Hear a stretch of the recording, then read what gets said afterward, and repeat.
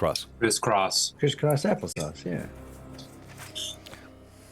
Which was also a brand, wasn't it? Crisscross. If Chris What? crossed applesauce, A brand? what do you think he's going to do to you? Or was it a music, or there was something? The two young guys, they crisscrossed. It was a rap group in the early 90s. It's still a brand. Yeah, like Not a brand. Boys to Men. They branded Crisscross will their name. make you jump.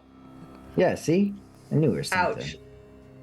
Ouch. No, that's exactly what they said. No, that was dead on, Becca. That was so on tune and perfect. Here's the thing. No.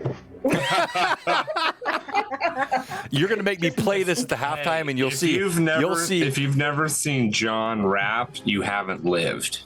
Yeah, John, you don't play it. You sing it. Yeah, you just do it all. I go to work You like a are doctor, trained to the name the brain character. out, fox you like a punch. My rhyme rocks you, sometimes it knocks you so hard it drops you dead in your tracks. So power packed before you can react, you're down on your back, down for the count, get up and dismount, because I'm coming with an endless amount of rhymes in a hurry, like a flurry, a collage, a camouflage, a power punch, but don't worry, you don't know. See? You don't See? know. The window. You don't know. You don't know. You don't know. What a shift. I had to teach a coworker that. Because, Oh, there's like I've got 4 verses. And like the instinct when someone says, "Oh yeah, over by the window," me and someone else immediately went to the wall, and he looked at us like we were crazy. And then we had to explain it to him. Exactly. Yes. So there's some And then songs I'm someone not played allowed it to at our listen to in work the party car. that night, and it like What's that, Amanda? older people at the company got really into. What was that, Amanda? Oh, some of the older Man, I didn't hear people. that. Older people Amanda, in the what did you say? Oh wow. The Okay. young people were standing there like, I feel I like was this thinking is more not ancient than workplace anything. appropriate. More ancient. Out on bail, fresh out of jail, California scheming. No. John, you know what? What? Talking about that and a bunch of semen. Wait, what? No, Josh, Amanda? no. What was that, man? No, I was talking about the Josh, Navy, stop. Yeah, John. those sailors. Yeah, you dirty man. Amanda, I'll could pick you up on please that. go forward without John rudely interrupting you? Yeah, Amanda was talking. Let Amanda talk. I think you need to wear a different shirt, one that Jenny made for you special. It's also black. Not tonight. Tonight is no. It's I wore actually that. just black This nipple is tassels. complete morning night tonight. Yes, it's 5:07. We have not gone live with video. I'm delaying. That's like, it's morning night? That doesn't It make is any morning sense. night. Yes, That's it what does. midnight is, Josh. Yep, exactly. Midnight is morning night. It's the 20... Is it? Yeah, it's morning and it's nighttime. Yes. Yes, Chris, it is the end for someone. Did you know that the witching hour is actually 3 a.m. Yes, not I did. midnight? I did. didn't know that. I did. Why didn't you Wait, know yeah, that, well, Josh? Josh, what did you think Everything it was? bad happens at The 3 witching a.m. hour. He thought it was midnight. No, it's because I believe that It's the what darkest I've time. heard is it's the witching hour because apparently Jesus died on the cross at 3 in the afternoon. So it's the opposite, is what I've heard. I don't know if that's. Oh, I've actually never heard that. Is that true? Is that why Panic at the Disco sings 3 in the afternoon? Let me go get my numerology. Conspiracy. What? All right, I suppose. Though I wish I would not. I must begin. Blue John, Box. do you want to... Sea of Dark Sun. Greyhawk Awakening Book 3. For some, the end. John, let's compare our worms on video. That would go ill for you, my friend. All right, so welcome everyone. Greyhawk Awakening, Sea of Dark Sun, Book 3, and it is going to be a momentous evening. We stopped last week with a huge combat. It's going to be a lot of tabletop stuff. We've got the gorgeous work of Patrick Fraley. Man, these minis look so good. I think I've got all the scenes set up. We also have Tailspire stuff ready to go to show you some of the other close-up scenes. But more than that, it is the role play. It is the character stories, the arcs, and I'm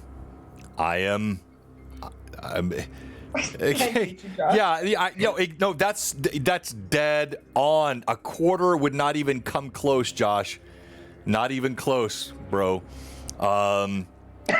Eazy-E said, no, I can't say it. I can't. I'll tell you off stream. I have Just show me off. I stream. wish. It's Can okay, I dude. mute? Oh, I can mute the stream here. Hang on. I can do this You're gonna mess it up, John. because no, I'm not. I'm not. Yeah, right. He's about to say the most horrendous thing ever. Oh no! Now he's just muted and no, we he's can't just hear muted him. himself. Did he? Wait, All right, so that's weird. So I can't You mute said- you okay. separately on stream. That's interesting. I thought if I I muted just there. heard so many slurs. No, you didn't, because I said nothing. Cancel him. All right, so Cancel I'll him, I'll just tell you this. Easy E of fame from Straight Outta Compton, old school West Coast rapper, tragically died, part of NWA, said, "I will slap you upside your head with," and I will stop right there. All right, so let's go to character introductions, and let's start with you, Tick. Tell us about your character. Well, Tick is an absolute stud as of lately. Always has been, but finally showing it. Probably kill it himself today. But he has been rocking it. He has taken out Bezrock. He has taken out some other individuals. He did. He has showed his big brother that he is a real threat. And they're still kind of, what? He's tall, giant, and kind of by himself right now. I mean, no, we're not alone anymore. He's happy that his comrades are around him. That's where he's at right now. Yeah, and I think I have that here. If I can pull it up, hit the right buttons for once. Now Kawak is That biased one. too. There we go. Kawak and I are about to get wrecked. All right, so they're on. So we will show Tailspire as well, but here we have on the screen, if you're watching on Twitch, we have the flames are now going out. The flames are finally failing, and so these are all guttering out. As Tick runs forward, there are Gith up here on top of the hill that are running over, the Kanks from the Outriders, and here we have Kalak and Zephatok standing around Azarak, who has fallen to the ground as the lightning ball in his hand has exploded, and we will come back to that in a moment. Let's go to you, Nida. I'm Ashlyn. I play Nida, the group's mom, and I am just a ball of stress at all times. Just trying to keep everybody in one freaking piece. And currently on the back of Bach, beelining it towards where I see our big boys. And towards the lightning explosion that's about to go off. So They yay. go off. Yeah, and so again, pulling up the camera here for the stream. So I believe this is the right one. Let me get that right. I did. All right, so Bach here is running. What? No, wrong one. Hold on. This one. I want the gorilla cam and that. Gorilla Cam. Stop it, Josh. Steven, if we could go over to the gorilla cam, Go to the please. gorilla cam. Oh, no, it's just the gorilla pod that I have the cam on. Josh, you're such a jerk. Have I mentioned I hate you? Oh, stop it. So, as you rush forward, Bach has pushed up from the sand, thrust forward, cascading sand all around, screaming. But we had Anala running slightly ahead. Anala was just a bit ahead as Bach was rushing forward, desperate to aid the party. Let's go to you, Anala. What? Anala, what? No, yes, that's what happened. No, she was not desperate to aid the No, party. Bach Oh, was. she was- I said Bach was. Bach was desperate, not Anala. Uh-huh. Yeah. Nope. I was slightly behind anyways. I rewatched it an hour ago. was You not ahead. denied the lift up that was offered, Yep. and And you were they started ahead, going, and Okay. I started walking and then running. which you're so fast. So I'm saying you're ahead. You ran slightly ahead of him. Yes. All right. I play Anala, and she is very hard-headed, loyal to a fault to Nida. even though it angers her at times. But she is currently indulging in her bloodlust. Kalak. Yes. PSA. Don't put non-dimmable LED bulbs in a dimmable light socket for 3 months. Don't do that. Okay. It says on the box, non-dimmable. Okay, so. Welcome to my life. Kalak, who are you? Oh, Intro. Kalak. Yeah. Oh, how much damage do I take? No, we're coming to that. You're not there yet. Yeah. Who are you? Oh. We're doing character intros, you dork. Dead. I'm jumping into the is my character dead because I can revise my character description. No, you don't know yet. You don't know. Oh, amazing. I'm Stephen Gunn. John, I play Kalak Ari Kior. He is the Thri-Kreen Scout of the Driftdual Tech, which wanders the alluvian sand wastes on the north side of the Sea of Dark Sun. He is a spirit of vengeance and murder, and he really likes Inala. Zephytalk. Zephytalk is a 9-foot tall giant. He's a level 3 druid of the erosion domain. He is out amongst the sands next to the dead body or the dying body of Ballman with his electric shocking brass balls, and Kalak on the other side of him as his balls explode over both of us as we're about to get absolutely laid out. Zephytalk has his little buddy Skrit on his back as he's pupating. Yes, correct. Yes, cool. You got it right. Pupating. And he's not too hurt at the moment after being given the fruit by Tick, his little brother. And we'll see what happens tonight. Lucius. Hi guys, I'm Becca. I play Lucius, who is a 7-foot tall bardic elf. Short. He has a interesting past, and it is constantly being brought up, and he is reliving some past issues. We'll see if we can get more into that this episode. All right. And with that said, we'll play the intro video, and when we resume, we will be live in character. Before we go in, we do have a great LMA tomorrow night being led by Kurt and Rachel. I'll be on as well, but we're talking about playing outside your normal tropes. You know, playing characters different than what you normally play, which will be fun.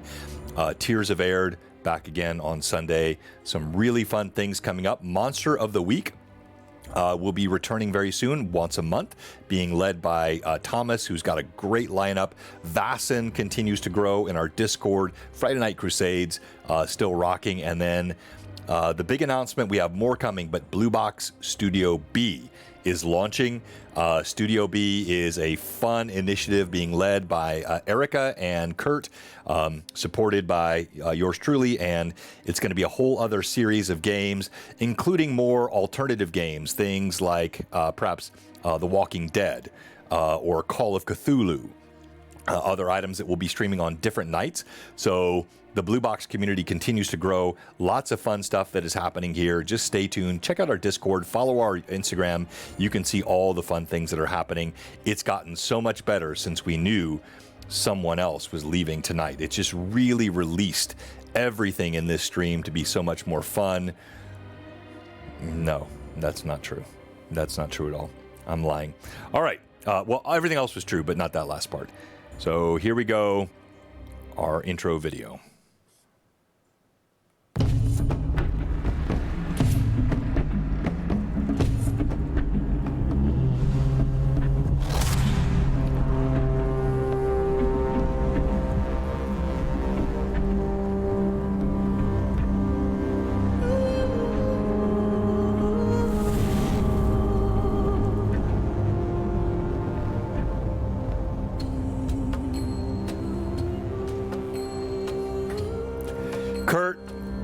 Thank you for being with us. Thank you all. Yes, Toriano, hello. Amrinson, hello. Yes, welcome. Jump in that Discord. We'd love to know you. Fraley, your minis will be featured tonight, as we have been for the last several sessions. Hello, Old School. Oh, Dr. Freud, welcome. C-Cars, Jeff, hello. All of the usual suspects, thank you so much for being with us tonight.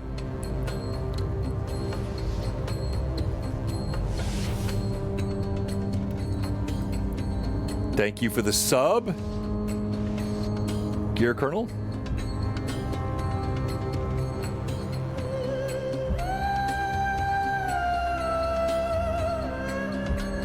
Yes, we have the best cast here. It's amazing.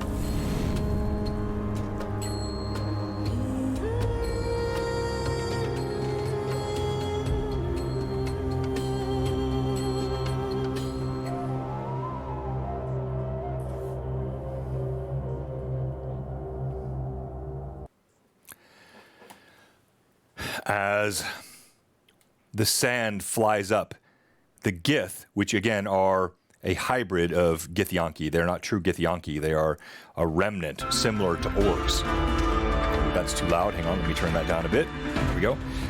As they fly over the sands, screaming cries, which you're quite certain are vulgar, but you don't know the words of them. We begin tonight with Kalak and Zephatok. As you stand around the body of Azaro, the lightning sifts up around him. As the orb bursts, he lets out a final cry. As he does so, the burst of lightning hits, and we're going to do a couple of things here simultaneously. So I'm going to roll the damage, and because I don't have D6 on my auto dice roller here on screen, I'm going to roll them off screen, but trust me, 4d6. These are dice from Canadian Ancient Gamer, our good friend.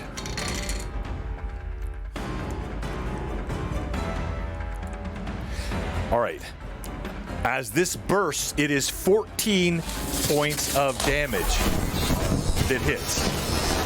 As this does, Zephatok, you take the 14.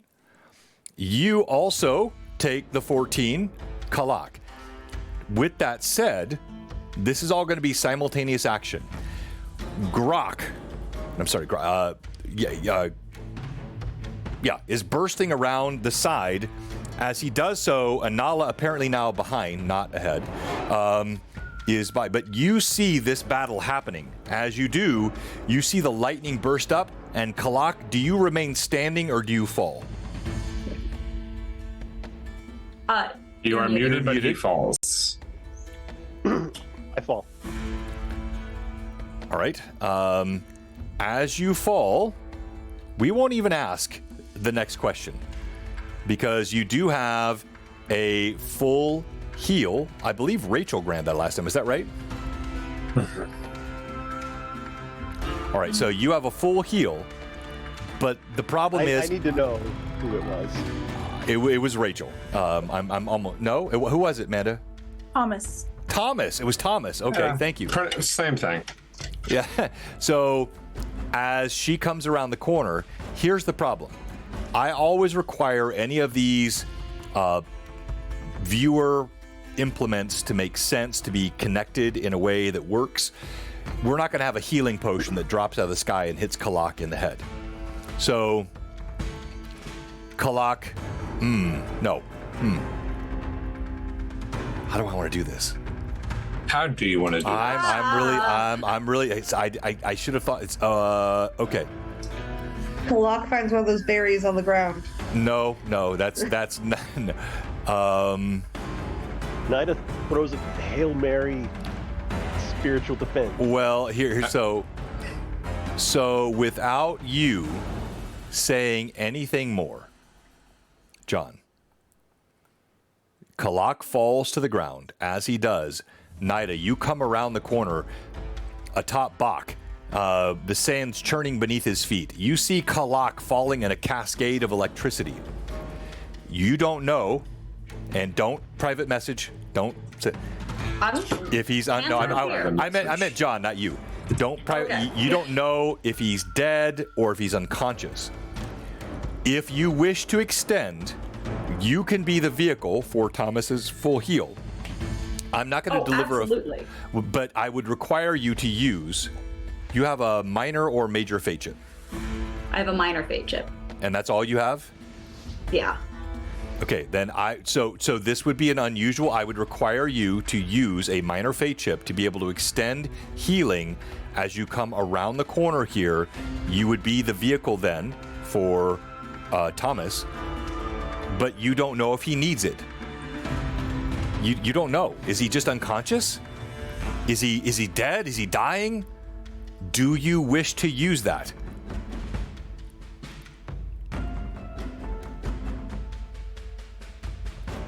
Yes. Yes, Nida's going to use that. Okay. And reach out with that divine energy. All right. So, John, tell us all, would Kalak have died? Oh, 1,000%. So how many hit points did you have? Yeah. I had 3 for 14, puts me at neg 11, instant death. Wait, but no, your con was +1. So it was So literally exactly. what? Exactly. You had, instant death. I thought you had like 1 left. You had 3 left. So it literally would have been exactly permadeath. It just would have disintegrated or whatever it is that lightning does when it insta-kills you.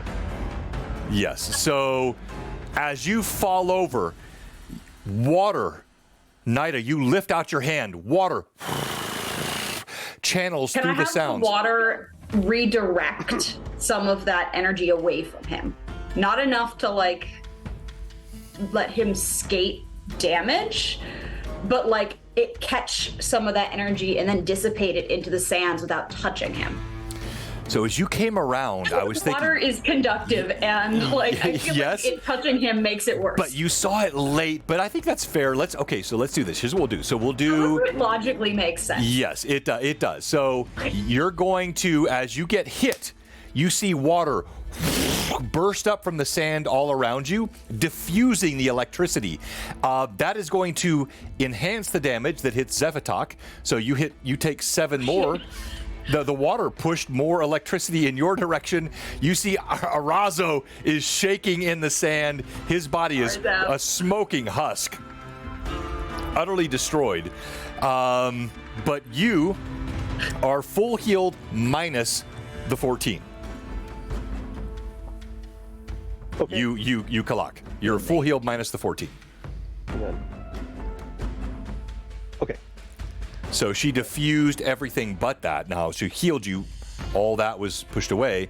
So you took then that round Zephatoc 21, which is a lot.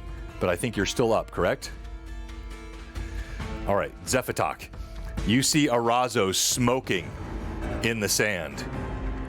You see Kalak sizzle. Water burst around him in a spray. What do you do? Well, I'd first like to pick up either the cigar or blunt, whatever Arazo has or whatever. Because he said he's smoking in the sand.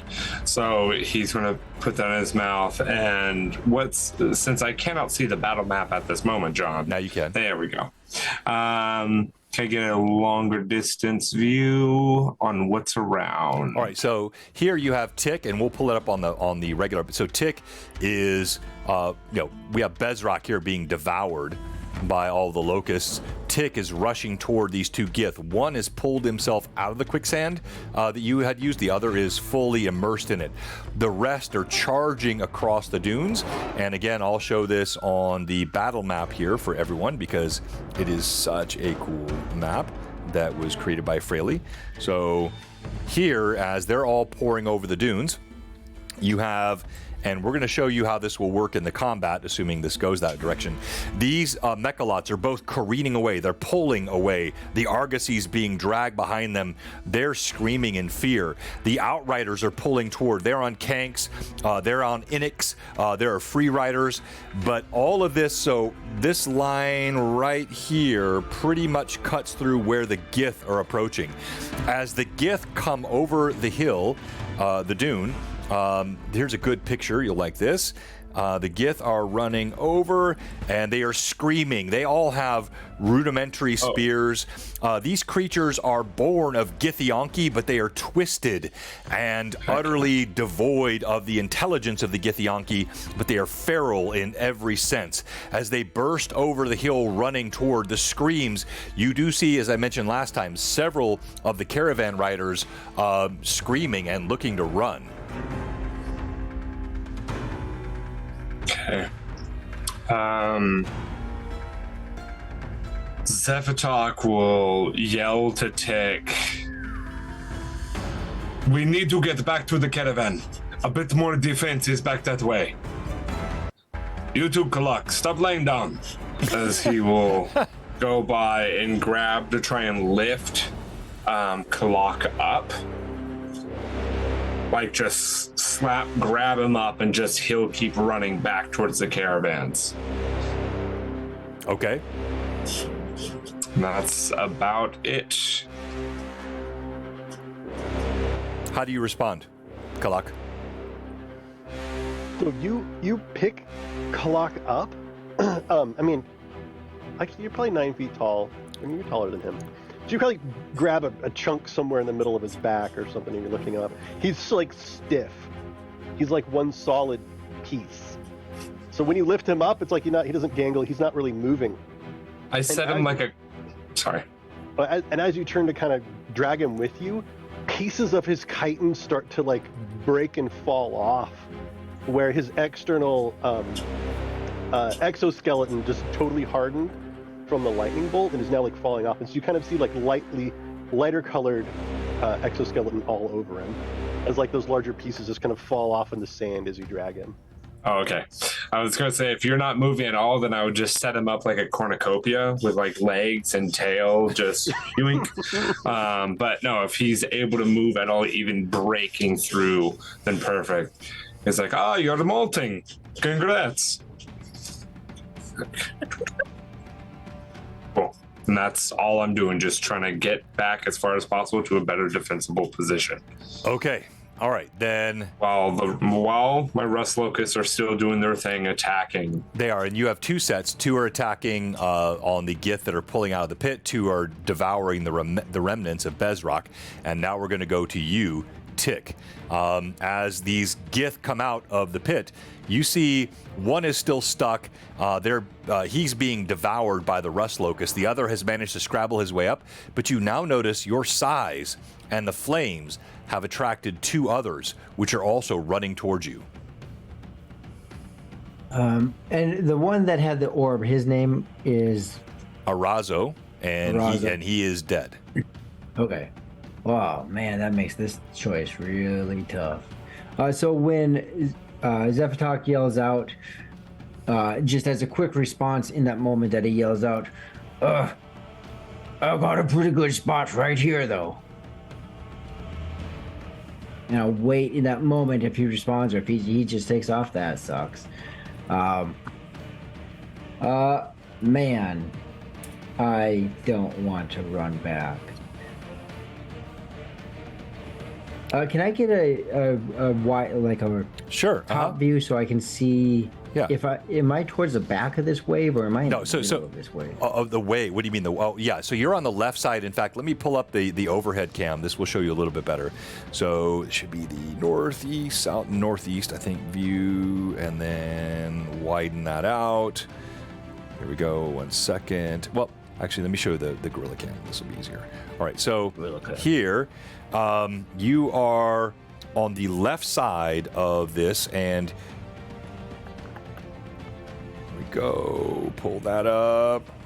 No, that one. So many views. Too many. I've got to. All right, so yes, but you're on the left side of these two Argosies. On the far left, that's where Zephatok. All that combat was happening on the opposite side of these Argosies. Yep.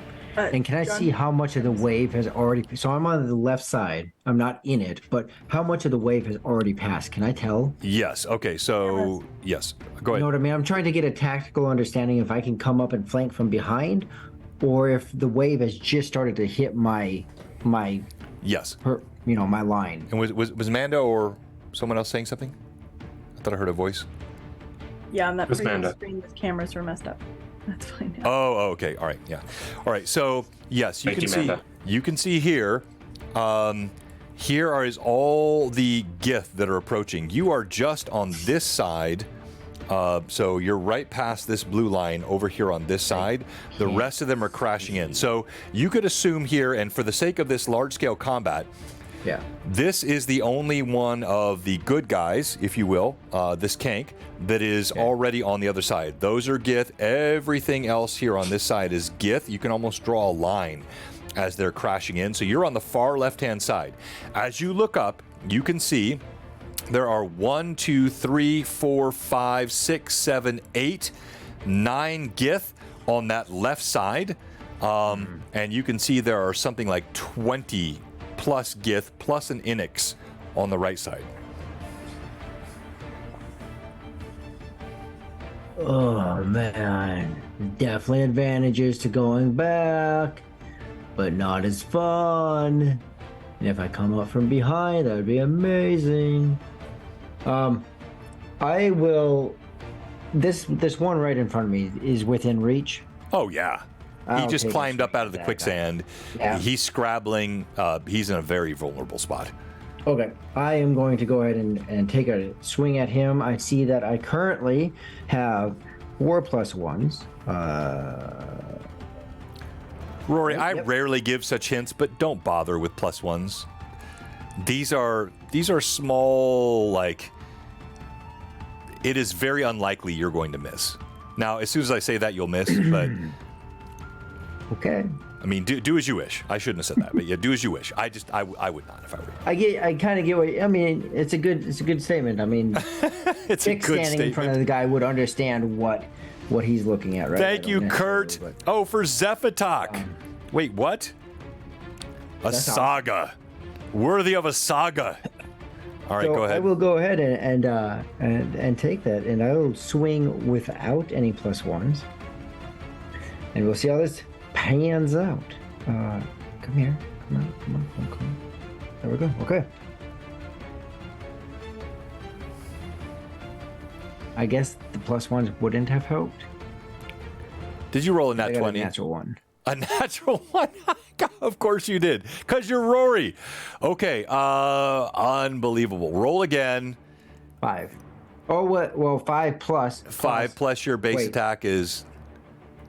Your attack bonus with that blade has got to be at least plus... 9. It's plus So, 9? Yeah. So 14. Okay, so it's not a fumble.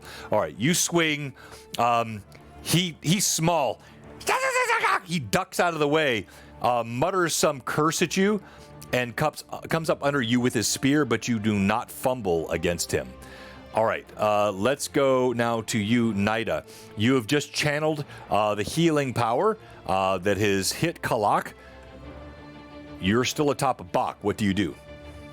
Well, I am still moving Bach towards everybody else, trying to get as close as I can, seeing Zephatok and Kalak move back towards the caravan, kind of meeting up with them, and seeing the amount, the splash damage that I just did to Zeph.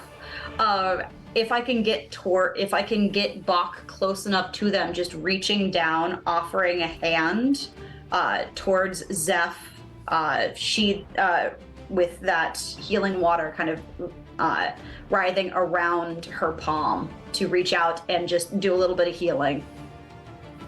Okay, you can do that. Who is that healing being channeled toward?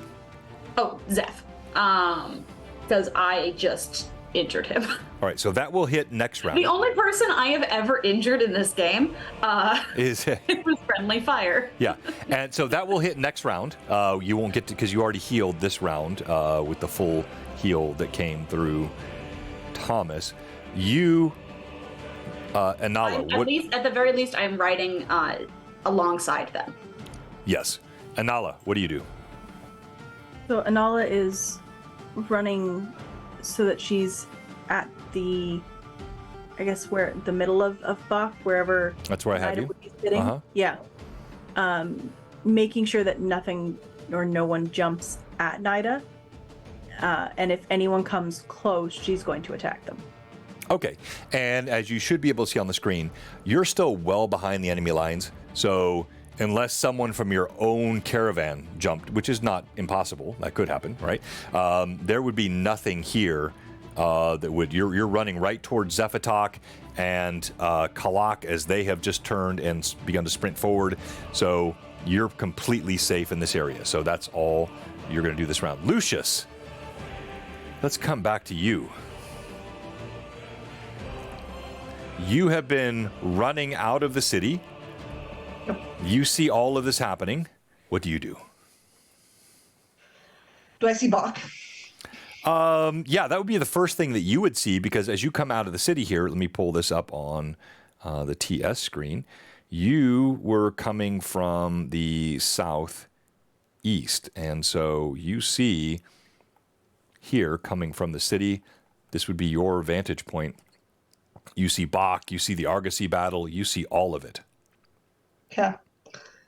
I will probably run up to Bach and Nida, are you still on it? Well, yeah. Him? And to be clear, Okay. Bach is 120 yards ahead and moving very fast. So you see Bach churning up sand. You can pursue, but it's not like you're going to walk up to him this round. But I'm fast. You're fast. So is Bach. I know. I'm not trying to be mean, Becca, but yeah, he's fast too. Okay. Yeah, I'll probably run up or try to catch up to Bach and speak to her and just like, hey, what's going on? Like, all right, so you turn and sprint after. You see, again, Bach is churning up great gouts of sand and dust as his feet churn. He sprang from the soil initially. It was a huge burst of sand. The dust is settling over. You are fast. You can keep pace, not with that initial burst, but with the secondary sprint. Are you screaming, trying to get her attention with a super loud voice, or because you're not close yet? no, I don't want to draw more attention to myself at this moment. Okay. All right. Anyone that has not gone this round? I think we got everyone. All right. Now we're going to go to initiative, and I'll pull up the widescreen again here. D6. You guys, who rolled last time? All right, so let's go to Josh, the man of the hour. And I'll roll D6 against you. It's a group, so you're rolling for everyone. All the caravan protectors, everyone. This is all on you, Josh. Your DM has a 5 on the die. Come on, dude. It's a 5? It's not a 6? Yeah, no, that's a 2. All right. They will attack first. Okay. So I'm going to do some broader combat resolution here. And if you look at this, let me show you how I'm doing this. So if you can see the screen, here I have the 1, 2, 3, 4, 5, 6, 7, 8, 9, 10, 11 raiders. I have 1, 2, 3, 4, 5, 6, 7 if we include him, defenders. Now a couple of them have kanks. So this is going to be a +3 for the attackers on this side. We're going to do these in group resolution. This is not a rule set anywhere. It just freaking makes sense to me. On the other side, we have 1, 2, 3, 4, 5, 6, 7, 8, 9 of the 10, 11 of the attackers. And we have 1, 2, 3, 4, 5, 6, 7, 8 now, plus including Kalak, Tick, and Zephatok. Now Bach coming. So that Bach is going to be a +3. So the attackers here will be at a -3. The attackers here will be at a +3. There are also some that are coming through the center channel here between the two Mechalots. So you have additional kanks as the Mechalots pull away, like trying to avoid the initial contact. The Outriders and Defenders are pushing forward, so that's going to give them next round.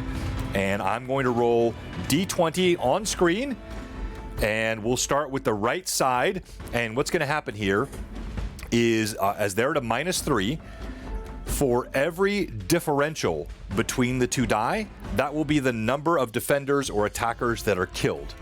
And so here we go with the defenders. A 1! What? A freaking 1 on the die. All right, on the attackers, Rip defenders. A 19. It is a blood. Okay, so that I can't do that. That's not a good system. Hold on. So we'll call it a fail and a success. I'm going to roll again for the defenders. Do they fumble? Okay, they don't fumble. All right, so it is a complete obliteration as the attackers wave over. And what I'm going to roll is a d6 to see how many of the defenders are wiped out. You can't wipe out that many people. So 3. So let's go with the first 3 here. This Kank Rider is slain. He's pushed off his Kank. The Kank scrabbles, legs waving in the air. This guy comes forward, picks the Crodlu Rider off his Crodlu clean. The Crodlu runs wild, screaming. And this one rushes forward, leaps. These Gith are very adept at attacking Kanks. He leaps over the top, drives his blade into the exoskeleton of the Kank. It's not dead, but it begins to careen away as though its brains have been scrambled, and it starts moving sideways and off. That has been a complete horrible round for the defenders. All right, let's go to the other side now. On this side, we have a +5, I believe. Yeah, because it was a 3 plus Bach now rushing forward. Same thing. Defenders first. We'll roll a 4. Defenders. What's going on? So let me stop this. Let's do the most. I mean, I'm going to let you guys roll. I mean, they rolled higher than the attackers. Make it our fault. No, yeah, I want to make it your fault. Yeah, because all on you. So hang on here. Let me get this.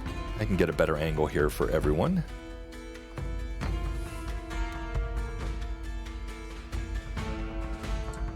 All right, so here's the other side of the battle. As they rush forward, Zephatok and Tick, you are the closest. So I'm going to let you guys choose who is rolling the D20 for the attackers. Now, you also have the opportunity to influence the attack rolls with things like morale, speeches, you guys can do more than just simply attack. But let's go ahead and have Tick roll. I'd like to blame Rory for whatever happens here. John just wants you to roll in that one like him. Probably. Some validation to electronic dice. So Tick taking this swing and stepping back as the Gith comes in with the spear. He looks over and he sees as the wave of these raiders start to pour in, seeing the reaction of some of the caravans and the people, their defenders, hearing the screams go off, very familiar. He'll just bellow out, still keeping guard, making sure that he's not opening himself up to an attack as he yells this out. Thinking about Zephatok and Kalak, and wherever anyone else is at, he'll just push forward. Don't fall back. Especially thinking about how Zephatok just said to fall back. Don't fall back. Fight these individuals, and they'll start to push forward into. Fight these individuals? Yeah. Wait, look, I'm on the spot. I'm on the spot. Okay. Fight these Gith, and they'll start to push forward into the Gith in front of him. Okay. Good job. I like that. So we'll give them a +4 to inspiration because, candidly, you guys have utterly, and I love this how this has happened. You've broken the entire module. You've completely broken it. Azaro was supposed to be going in. Bezrak was supposed to be, and these Gith were not supposed to attack yet. Bezrak had to do it. Holton Fett would be helping the party, except he had a jaw shoved through his neck. So you guys have completely decimated the defending forces as these Gith pour over, which is frickin' fun D&D. So well done. So you have a D20 to roll, Roy. I do. This is You what gotta- cutting wanna the make it a scale plus off- 8? The cutting the scale off option. That's what this looks like. Exactly. Yeah, yes. yeah. Exactly. Which is We are This is doing my what- kind of D&D. Like I like story arcs, but bigger you picture. got to. Nah. Yeah, exactly. This is why I don't run modules. No, Yeah, well, no. That's why I don't run modules either. Except I run them as a background and then I trust the players. blow them up.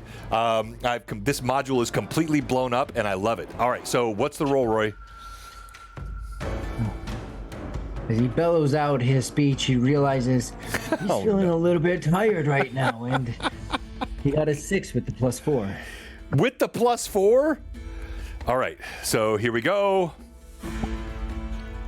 Now I rolled an 18. The attackers have a 15. So I'm going to roll another d6. And 3 more defenders are wiped off the board. Great. By the way, everyone, is the audio okay? Too loud with the music? Anything? Let me know if it is. But yeah, so we have, as these Gith pour over, this one rushes forward, pushes a spear through this defender's throat. He is dead and off the board.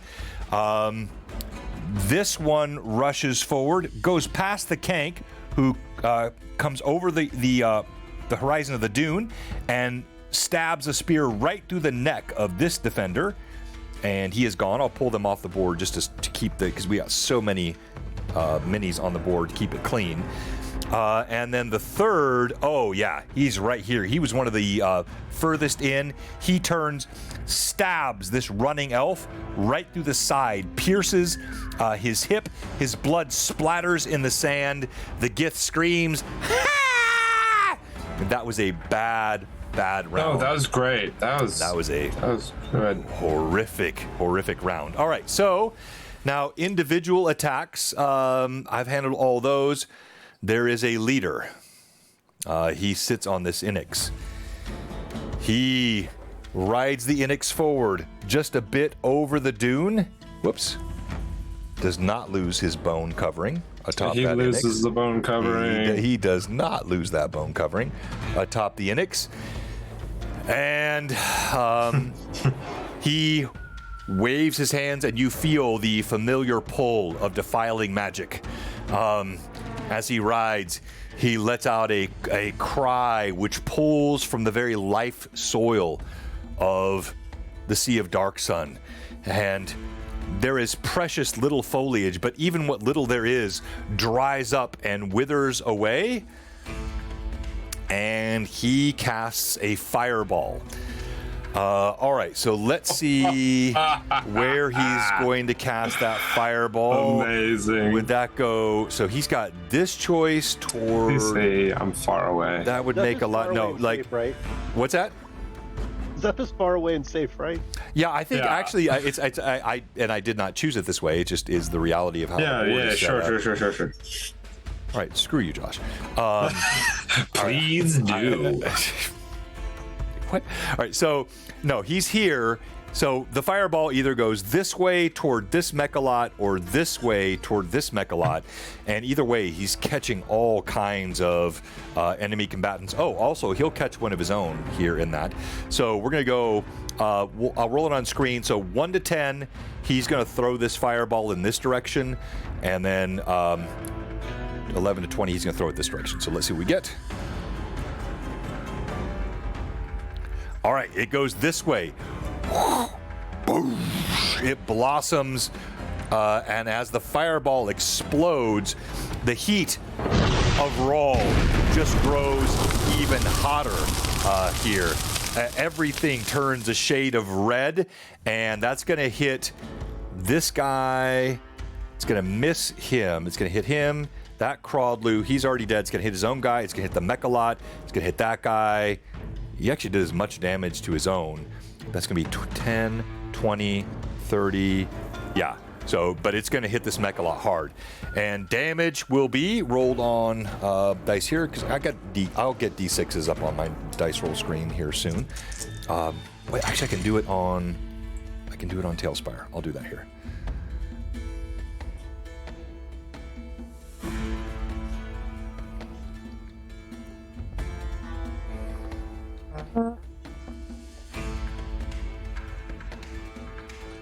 So, Kalak, you can attack 12 times, right? I can pretend to attack 12 times. Hey, something so, something yeah. close to that. Yeah, he's not Cool, far cool, off. cool. I mean, he's not moving very much. I mean, he's alive. I'm All right. I'm the horse and you are the wedge. All right, so here is the 66 roll. We'll do it on screen here to determine the damage. Pull it across, and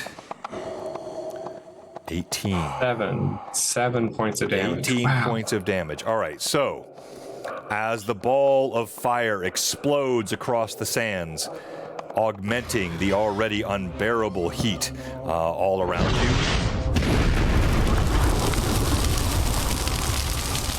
That is going to wipe this Kank off the board. He is dead. Burned and Ryder both fall. The Crodlu Ryder burns with 18. The Crodlu survives. Here, I'll switch these because I don't want to break that. The Crodlu survives. The Ryder falls off dead, and the Crodlu sprints away. This Gith and this Gith both burned by friendly fire. They are dead. They were crisped. The Mechalot here lets out a huge roar as the fire blossoms in his face, and he pulls away, actually, careening right into the path. You can see it here, of Zephatok and Kalak. As you rush forward, you see a maddened Mechalot turning towards you, actually in the path of Bach as well. All of you are on this side, and this Mechalot is enraged with flame and turning. Now we go to the party. What do you do? I'm going to finalize my treat deadly wounds conduit heal that I started last round Right. at Zeph. Yep, so you got that full heal. Go ahead. So I will make the roll. That where's my heal skill? I should have had it up because I knew I was going to do this. No worries. +3. No, it's a plus 16. Yeah, +3 roughly. So that is a 31. Hey. Above what I need to hit. So he gets 10 hit points back. Nice. So, Kalak, you feel further restoration. No. Oh, that was for Tick? No. No, Zephatok? that's Zephatok? no, that's for Zeph. That's Zeph. for All right, Zeph. Zephatok. Get out of here. You feel an infusion of healing from a familiar source. You know exactly where this came from. Sorry. Didn't mean to hit you. All right, Like next. soothing the burn marks. Let's go to you, Kalak. So Kalak is gonna kind of shake his head like he sees his Gatok Hawes and he's coming back to his senses after being electrocuted. So he'll kind of move away from Zeph, so that Zeph doesn't have to carry him anymore. He sees the Mechalot. So I'm assuming Nida is also in its path. We're all Well, yeah, but behind you. So, like, you'd have to with your compound eyes you would see this, but yes, the Mechalot is, as I said before, he is absolutely maddened as a ball of fire has blossomed in his face. And so I'll pull this up on the screen so you can see.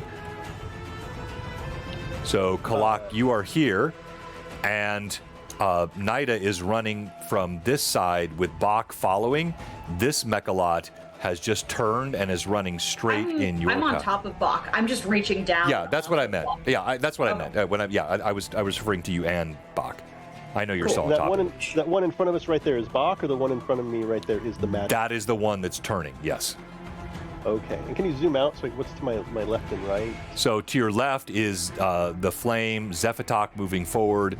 Oh, and a cactus. Tick, yeah, cactus, a tick, cactus. all of this. So if I compare this, I know this might be a bit difficult to see, but again, coming back to the overhead on, Got it. because I'm doing like local and distant shots. Clock is gonna I mean it's turning, so he'll stop moving forward, kind of expecting it to cross. It's gonna cross his path, and he doesn't want to be there when it does that. And it's going to drag the Argosy behind him. So he's gonna he's going to kind of just stop moving forward and try to just get his bearings and reassess and see where he thinks Zeph is going to go and where he thinks Nida and stuff's going to go. Okay. All right. So you stop moving. He'll just kind of be aware. That's what. You stop moving. The whole Argosy groans. You hear people screaming. It slides in the sand. Remember, these have no wheels on them. They slide in sand. They have basic rails underneath them. As it turns, it shrieks. This is, by the way, the very Argosy that Anala infiltrated. This is where the original Shakot beetles were. And as it turns and shrieks in the sands, it cuts you off. You pull up. What do you do, Zephatok? I wonder if you know. As he's watching the drifting, whatever the freak these things are called. Mechalot. Mechalot, thank you. And there's a rider that's on the seat trying to get control, or he's just holding on for dear life? Not only trying to get control, but you know this rider. This is one of the two dwarven leaders of the Mechalots. This one was Vishara, and you see that fireball hit her. She has fallen over in a crisp. She no longer has control of the Mechalot. That is leading to part of its madness. Okay. Zephatok will try, and since he should be right next to Clock, he will try and run and jump and climb up onto the seat to grab onto the reins to start pulling it back towards some of the Gith, and also yelling out to it, "Whoa!" And like in his speech with it, whoa! I was going to continue, but in his speech to animals and beasts and monstrosities, he's, "Hey, let's do some damage, eh, big guy? Come on, we are not done yet." I think "whoa" was better. All right, so two things you have to do. Make an acrobatics check. You're going to try to leap up on this creature. That's not even a climb. That's a full-on acrobatics maneuver. And let's. That is a 13. Oh, but +2 ability, -3. Oh, I guess that's my size modifier. Okay, then yeah, 13. A total of 13. You grab on. -1. You grab onto the side. But this thing is moving so fast, so forcefully. As you grip, you hold on to a piece of rope, and now you're dangling on the side. Let me show this here on the screen. You're dangling. No, I just made him fly. That's the wrong one. I want you to fly. Yeah, make me fly. Or no, make it fly. You grab on to the side of the creature as the Mechalot runs past you. You hold on to a rope. And you're kind of dangling on the side of this creature. Well, then if he's already there, then he's going to pull out his worm hook and instead hook it between the scales so the Mechalot let go of the rope and just hold on and pull himself up towards the ear. As his left hand holds rope, his right hand hooks into the scales and will just be speaking to the Mechalot, trying to urge it further. Do you have any additional +1s you'd like to use for this? I should have, I think, 12. Yeah, so I'd like to use. Wait, yes, 12? What the? I have what? 12. It's mainly because Kurt did the 5 extra, and then multiple other people. I had 7 from last game, but I'd like to use probably 7 of these +1s. Okay. So that gives you a half action. So you can get a full other attempt at this. It's like a full other action you can take. Or you can do 5 and get advantage or +5. So this is just to try and urge the Mechalot over. This extra action would be what? You choose. So you can give an additional urging or an additional attempt to get atop it. Well, all I rolled before was acrobatics. Right, which was you ran up to it. That would be your full round. You leap up, you grab. You failed the full acrobatics, but it wasn't a fumble. So you grab a hold of it. You're now dangling on the edge of the creature. So, 6-second round, right? You've got a hold of the ropes. You can cry out to it in a swift action, or you can take a full action, do another attempt to influence it, or a full action to make another attempt to get atop it. Or you can choose to do none of those things. I'm going to try and just influence it. That's all he's trying to do because he's in a comfortable position as he is right now. Okay. All right, so go ahead and make an animal handling check. And you're not using any of your pluses, right? I'll be using +7 of them just as +7.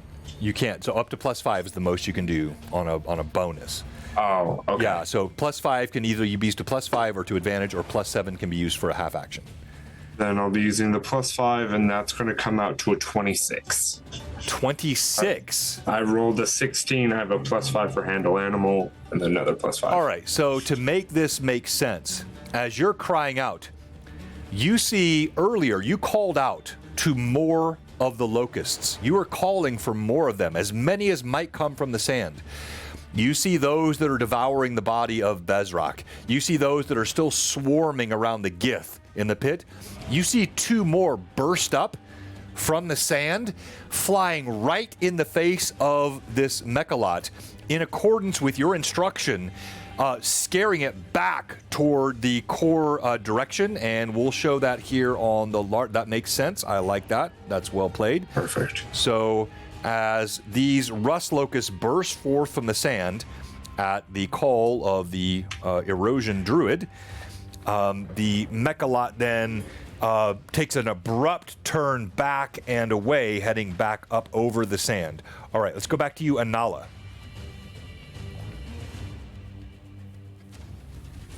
Stay close to Nida's side and just, if anyone comes close to her, she'll swing out with her sword. Okay. Anala, Bach rushes forward. He's going to engage with the first of the Gith. This Gith was running towards Zephatok, but Bach is remarkably fast. And it's not a hard roll. I'll let you make this roll. Roll D20, please. Tell me what your result is. 18. No, I'm sorry. I said that for Nida. Because Nida's riding Bach. Animal handling for Bach. No, attack. No, you're making the attack roll. I'm sorry, I wasn't clear, guys.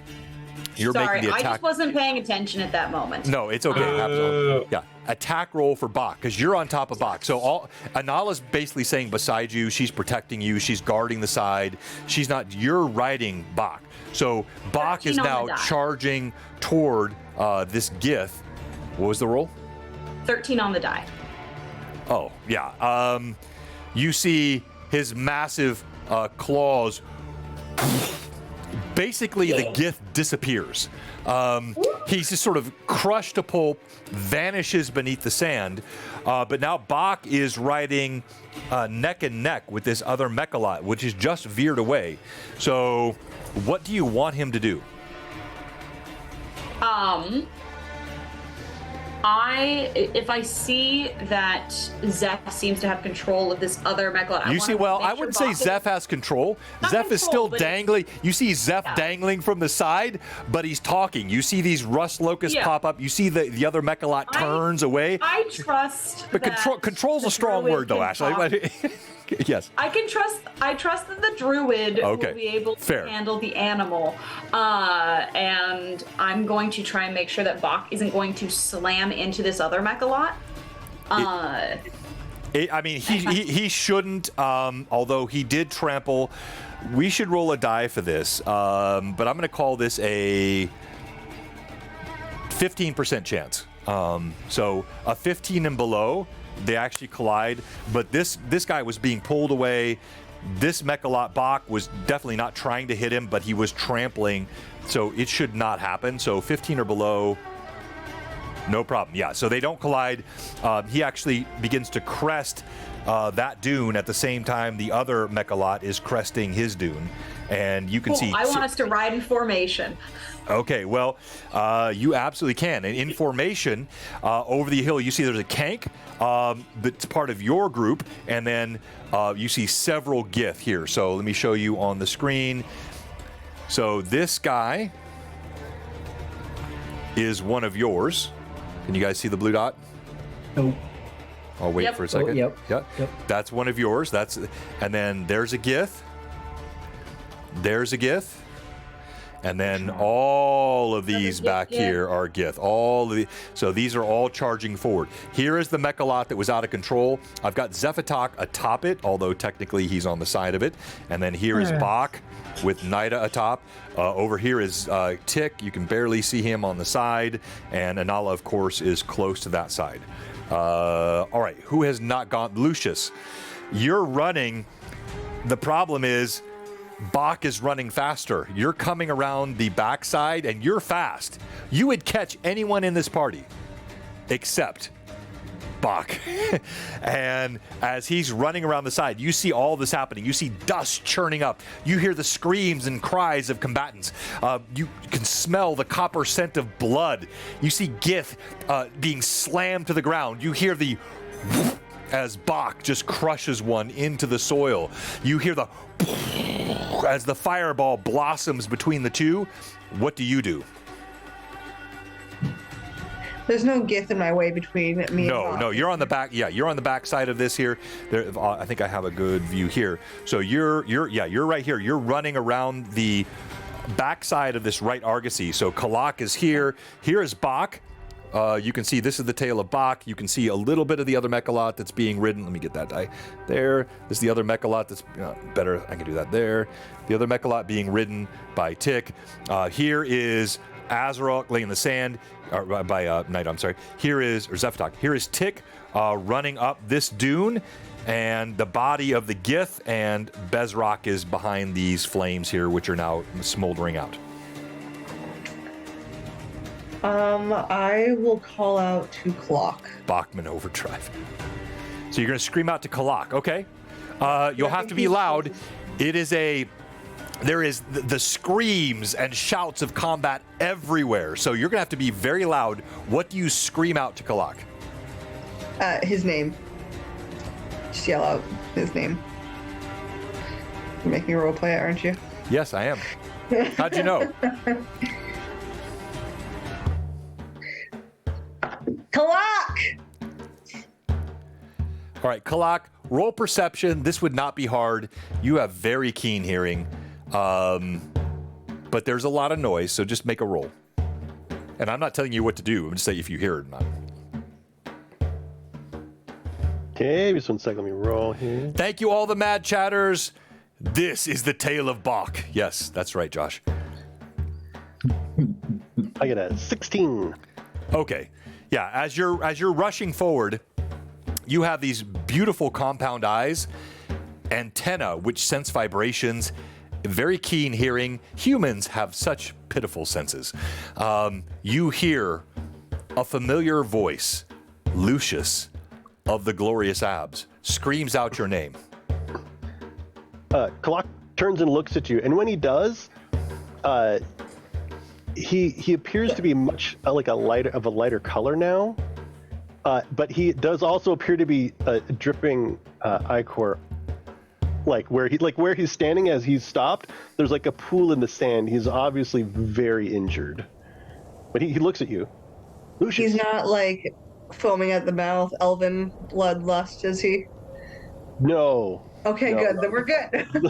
No, Okay. his eyes are orange. Okay. Lucius will continue to run towards Clock. And help me get to Bach. Yes. And he'll turn and he's gonna send a message to Bach. And it's Lucius comes. So you psionically channel that to Bach. Mm-hmm. And I'm just still trekking away. Okay. All right. I wish Clock is helping. Wait, does Kalak come back? I'm sorry, I may have misunderstood. Does Kalak come back to help Lucius as well, or just send the message to Bach? Clock hasn't moved. Okay, Kalak stays. Okay. He looks and sees that Lucius is running and says, "Get me to Bach." And All Clock's right. just going to turn and send the message. So you make an animal handling check, because clearly the message gets through. But how does he respond? And I will do a counter roll here. Oh man. It's Papa Lucius. He's going to be coming back. Well, I hope I know, have but a he's bonus not. He because doesn't it's know it's Papa Lucius. He didn't even say that. Did He you? did say- You said Lucius comes? I said Oh, you said Lucius Lucius comes. Oh, you're right. Okay, I'm sorry. Yeah. All right, so Who's you're coming? going to make this at a plus 10. So you're going to make your plus roll 10? at a That's plus Papa 10. Lucius. So I rolled a 13, so it means a 12, but plus 10 is a 22. Okay, well then I can't beat that. Let me roll just for fun. Well, a nat 20 I would roll again. Oh, I got to what my D20 roll. There we go. What's it doing? All right, now try again. Here we go. Kalak looks a little Got unsteady it. on his feet. Oh, a 19. So close. No. All right. Nida, you feel Bach suddenly grinds to a halt in the sand beneath you. You have no idea why. Yep. Yep. Yes, Lucius. Yes, There's a Lucius, spray of sand all around you, and as Yeah, he does, you get shot like off the he had front. just crushed one. You see this other. I mean, imagine this mechalot next to you is massive. As it careens close to you, it's. Like you're so close to running into it. It barely pulls away. As Bach is in a bloodlust, you feel the power beneath him, and then suddenly he jams his legs into the sand in a spray of dust. And Nala, you're worried. In fact, actually, yes, I will need Nida to make a dex check, so it'd be a reflex check. Not hard. You're well affixed atop. This is not to catch you, but let's call it a DC 12 reflex save. Because this was such a sudden shift. All of my physical saves are so good, guys. Yeah, well, this is Dex. Come on, Dex is good.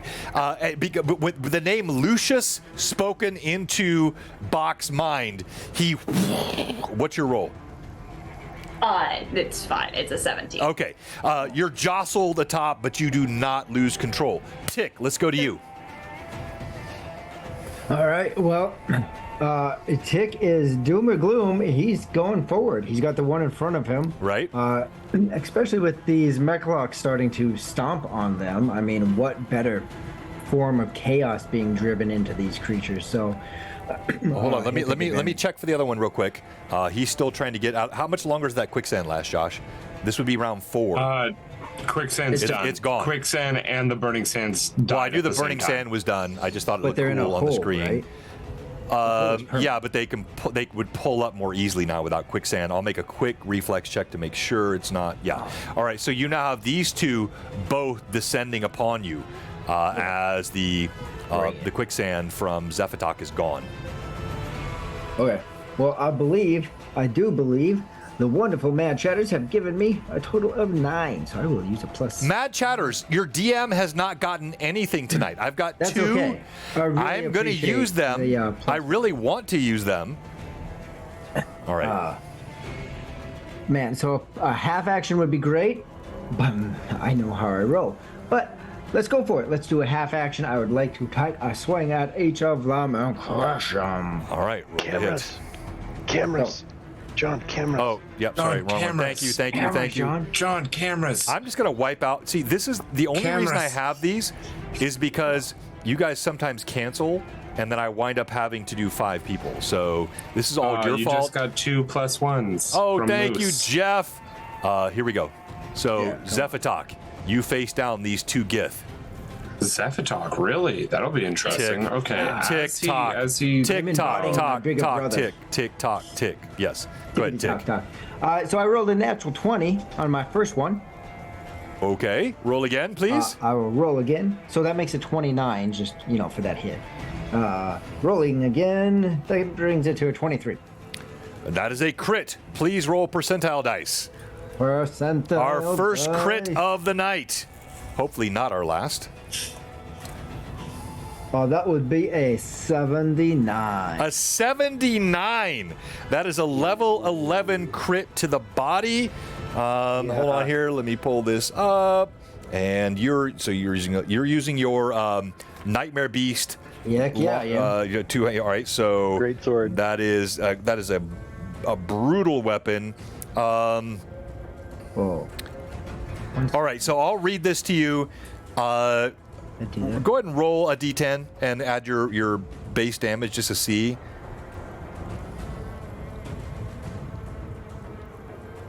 Oh, I'm sorry. It's a +7, not a 9. It's still hits. Yeah, of course. What am I checking? Your Sorry. D10, your D10 for your blade plus your damage bonus, your strength. D10 plus strength. So that's a 6. It is a critical. Right, that's right, Hunter. Well said. Well, good thing he's strong, because that makes a 7. A 7. All right. Plus the damage modifier on the crit. All right, yes. So your blade presses through into his midsection, severing the large and small intestine. It punctures out through the opposite side of the abdominal cavity. Beyond what I've told you, tell me what it looks like. Pressing through, he will, with the Gith still on it, on his sword, right? Because it punctured through him. Right. He'll pick both the sword and the Gith up and swing it over his head, purposely angling the sword to keep the Gith on it until he can bring it back forward and just fling the Gith as it slides off the sword. And then he'll look over to the other Gith and just... Okay.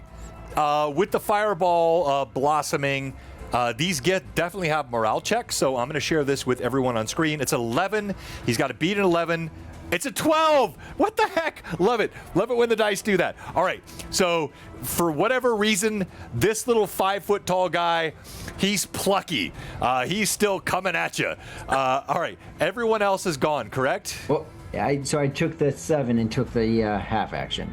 Oh, you're taking the Oh, I'm sorry. Okay, yes, then take it I'll away. take a swing at the second one as well.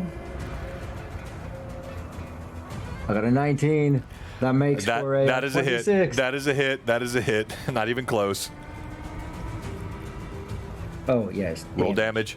D10 plus strength. And it's D10. 2d6? Or are we going with the D10? Great. Oh, so yeah, long sword out. Yeah, do 2d6. Yes, you're right. I'm sorry. Yeah, I'll give you the 2d6.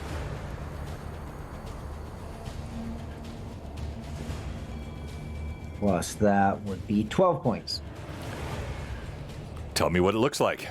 Yes. So instantly, with flinging the other Gith off towards the rocks to the left, bringing the sword, flipping his hands, bringing it back, just with a flick of the wrist, he'll just right at the neck and watch the head lob off.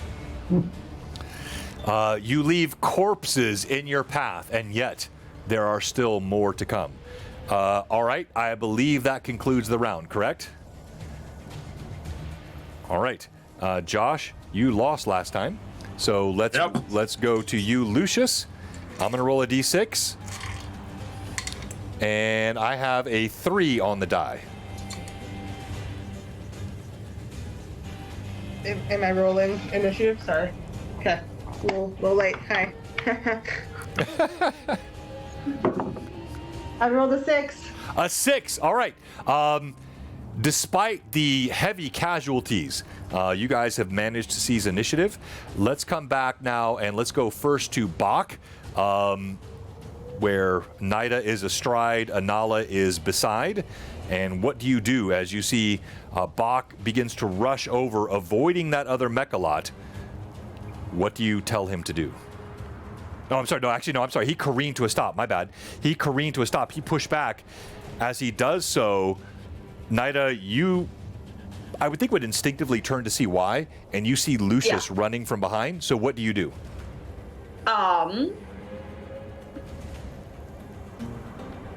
Nida has accepted that Buck ain't moving without Lucius. How far did Zephatox Mechalot get far from where we were, or is it like? No, because he's pulling the Argosy. I mean, he's moving very slow. He's now again. It's turning the Titanic. It's like as he pulled away. He was able to shift. He was able to shift quickly. But there's like a snap. In fact, actually, hold on. I need to roll to see if these ropes even hold. Break it loose. Yeah, that was such a question. that's such a quick shift. That's what I was thinking as well. Now they're designed to do this, so I'm gonna say. I'm sorry, man. Did you say something? Cameras. Oh gosh, I'm gonna get rid of these 6-player ones. Thank you. Yeah, I mean, I won't. Amanda, I could mean, you- you should probably keep them because I'm not Would it- going to be here going forward. No, but They have to redo them. but someone better is coming in, Josh. Oh, right. So Amanda, if I'm teasing, Amanda, Oh, cry. I'm sorry. What? So I'm gonna cry. No, I just don't even get me started. All right, so we're gonna do. This would be a DC. Those ropes assigned. It would not be hard. A DC 8 for the rope not to snap. Here we go. Okay, yeah. So it yanks, it pulls, but the first thing that happens is like a whipsaw for the Argosy front. You hear a creak and a groan, but the Argosy barely moves. What do you do?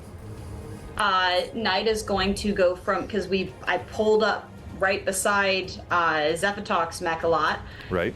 Knight is going to jump from Mechalot to Mechalot, and it's going to try and land behind Zeph. Like full riding a motorcycle, arms around. Okay, well, let's. Okay, There's so a lot of Mechalot to get off. I like this. Wait, hold on. So Zephytalk, let's do this in a different order. Let's have you first. Are you going to try to climb up? Because you're still dangling on the side. Because I'm curious, if she's going to jump over, is she actually jumping, up with you, or is she jumping as you're still dangling from the side of the Mechalot? So you're going to make, this is still acrobatics. This is not even a climb check. You're bouncing on a careening Mechalot over the sand spraying in your face, screams all around you. You're trying to climb up the side of this thing. This takes some doing. I mean, I've got a -1 to acrobatics. Like, I've got a great climb check, but I don't have a great acrobatics. All right, so what is your check. climb check? My climb is a +5. My acrobatics is a -1. All right, so that's fair because you're doing two things at once. Let's split the difference. We'll give you a +2 on the roll, okay? Roll d20, give me a +2. Your DC on this, now that you're already attached, is a 12. So it's a DC 12. You got a +2, so you need a 10 on the die. How many games do I have left before your finale? You're dangling. Music Joffrey, this is it. Zeph is I'm going to use 3 more of Zeph's. So you need a 7. So A 7 to pull your. I mean, this is not easy. Oh, wait, with my pluses? No, a 7. Or I have to roll a 7. A 7. I already gave you all your pluses. Okay, then no, I don't make it. What'd you roll? A 4. A 4. Oh, All right. So as you're pulling up, you bounce as it hits the first hill. You're on the side. You're not knocked loose, but you're not atop it yet. All right, Nida, you're gonna make your acrobatics check because you're trying to jump from one Mechalot to another. Go ahead and make that roll. And you see Zephytalk, his tattoos glistening in the sunlight, trying to pull his way up this Mechalot. 16. 16. Mechalot to Mechalot jump. I got crap climb. I'm good at acrobatics. Yeah, and you're light. You guys are, I'm going to say this is not an easy jump. This thing is moving. I'm not trying to make this hard. I'm trying to be fair. I like this idea. I like the rule of cool. But as Bach crests the you cool. suck. Yeah. But I suck. Thank you, Josh. As you turn to make this jump, that 16 is 1 point lower than you needed. I'm going to let you make a secondary roll if you wish to. I needed a 17 on that.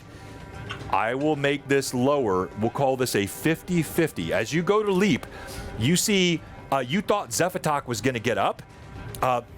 This Mechalot turns suddenly. That jostles Zephytalk off the side. Your leap is a little harder than you thought it would be. Roll a d20. Give me your raw roll. Raw roll. It's a 50-50. Raw 18. Okay, you land atop the Mechalot. It was dicey. You whirlwind your arms as you land atop it, but you are now atop the opposite Mechalot, and that's just a movement round. You can still do something else if you want. I'm gonna look down at Zeph, knowing I can't help pull him up. I got noodle arms. Do you want this thing still attached to the large caravan?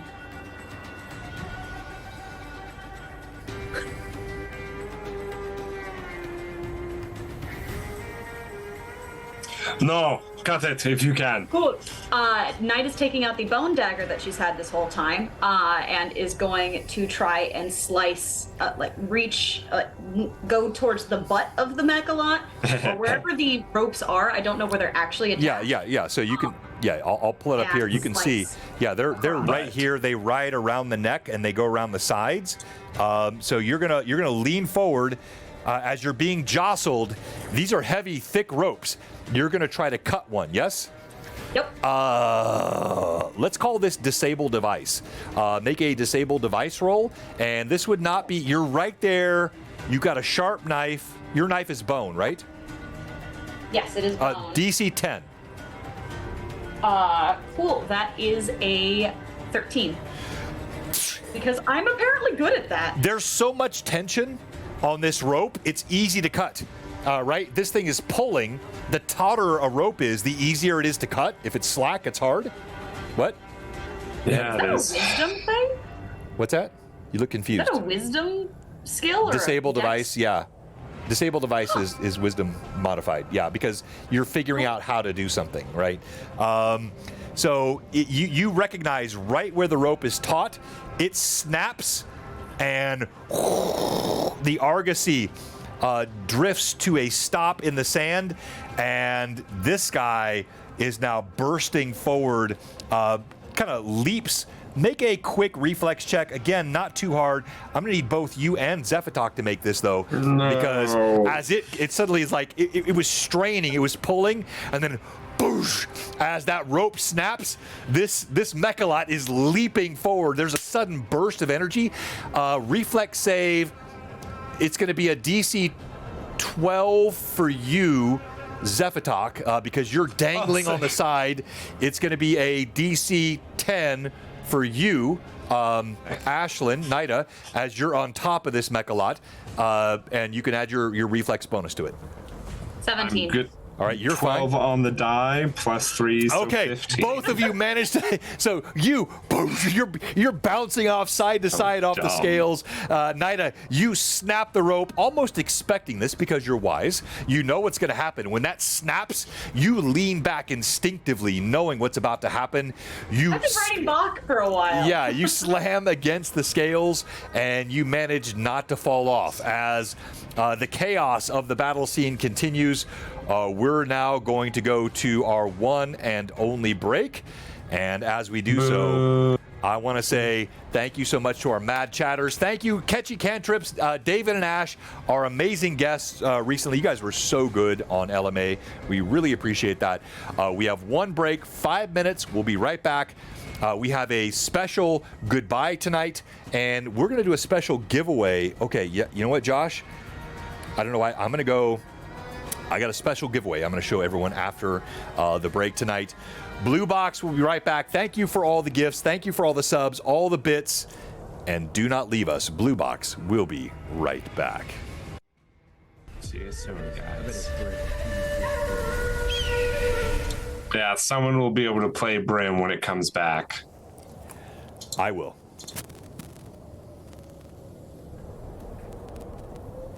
I'll play Brim. I'll come back for just like a pop-up episode or something. Oh, you'd kill it. Grim? Probably. Yeah, you'd kill Brim.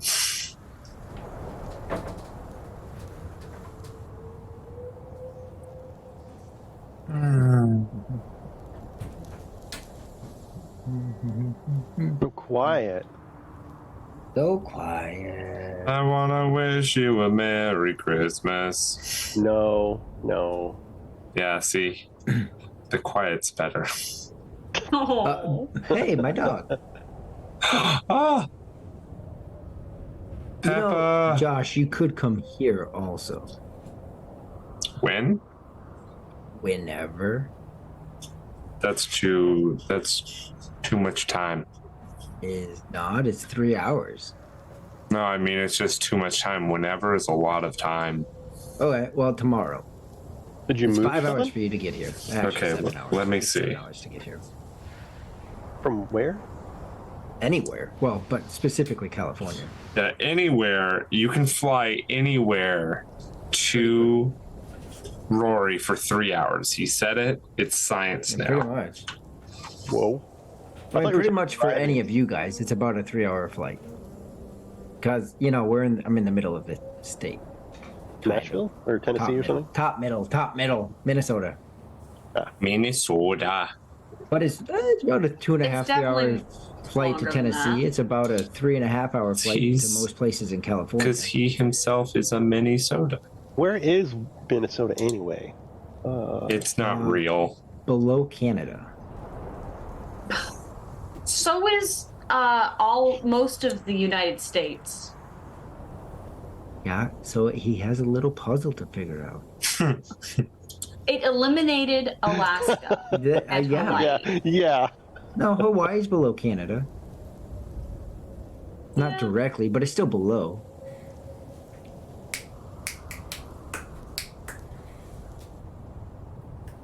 I wanna wish you a Merry Christmas.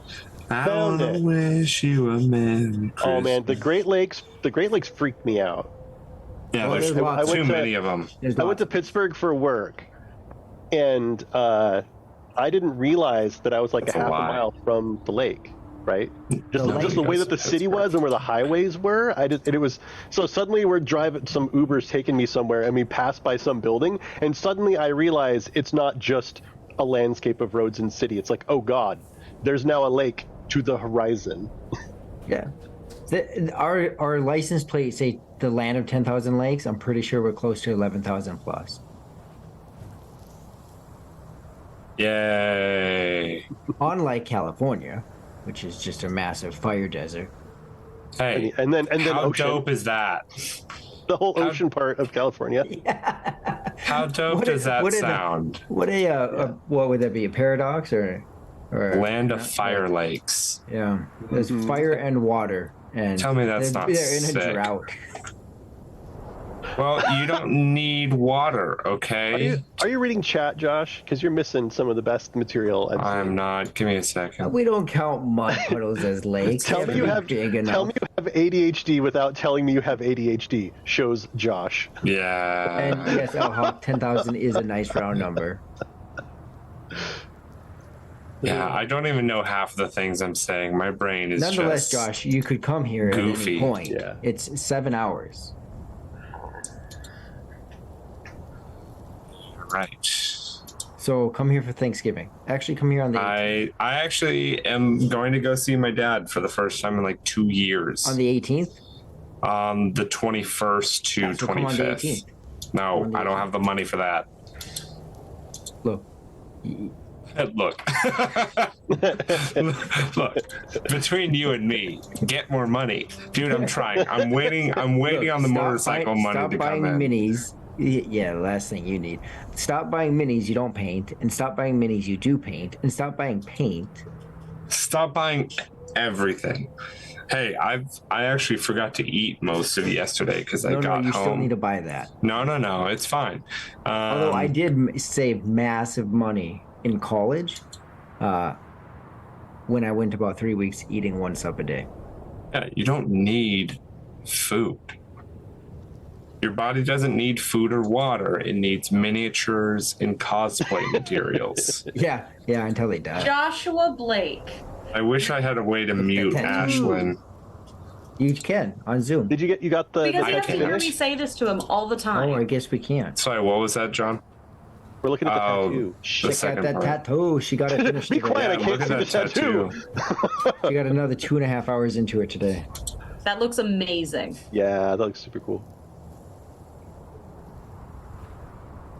I wanna wish Also, you a I found Merry out that Christmas. Aquaphor makes an anti-itch cream. So you best believe I went to Walmart right after Yeah. and bought the Aquaphor anti-itch. There- So that, because the worst part is the itching. I can sit through like hours of tattooing. Please, Oh. yes, ink therapy, stab me multiple times. But if I cannot scratch my arm off afterwards, I'm going to die. Yeah, no.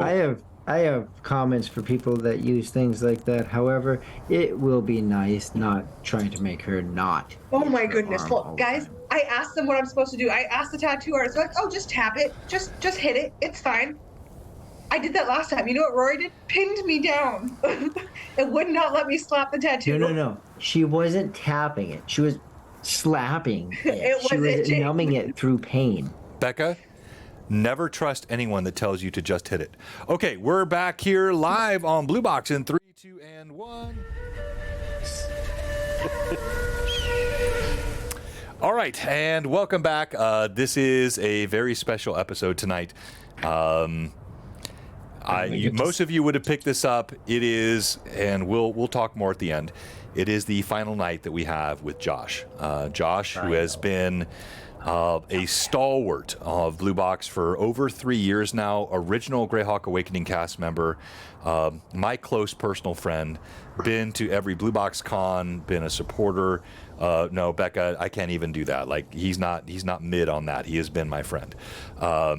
Now he is no longer my friend, but he has been. But it's a tough night for me and for all of us. Now how his character goes out is still very much up in the air. I have 3 primary options. Of course, death is always one, which he is very accustomed to. But in honor of that tonight, we're giving away the Zephatok Mini, which was printed and painted by our own Patrick Fraley, and it is probably the best. What? It's probably the best paint job he's ever done, at least for me. Look at this guy. This is in honor of Josh tonight. Sending that to Josh? Nope. Yeah. Nope.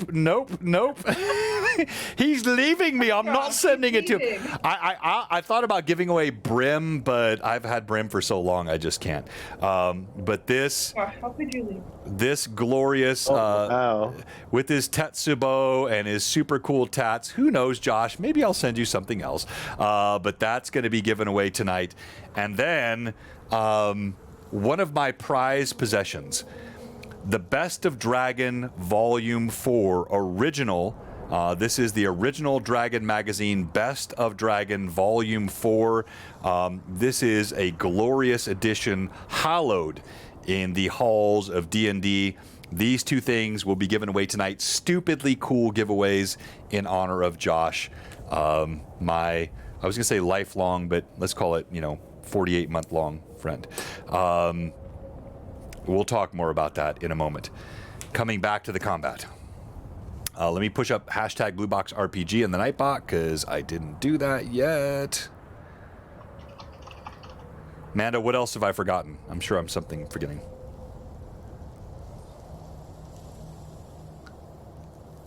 No? Shout out sponsors. Okay, well, tonight, of course, we're playing a lot from music of Dice Songs, Joffrey, all kinds of cool things there. Patrick Fraley is not a sponsor, but he is one of our mods and admin. He does all the cool minis you're seeing on the table tonight. Art of Mike Disney, Ferox Fabrications is one of our great sponsors. Mantic Games, fantastic sponsor for us here, always sending us new kit and really fun stuff. Hang on here, let me get this in the chat. Blue Box RPG. Hashtag BlueBoxRPG in the chat. I'll hit enter. That should be live. Yes, I see you guys popping up. And this will be for both of the giveaways tonight. So far I see Demon Gun. I see Beep Awesome. There we go. Dollar Store. Yeah, okay. Everything's working. All right. Back to the combat.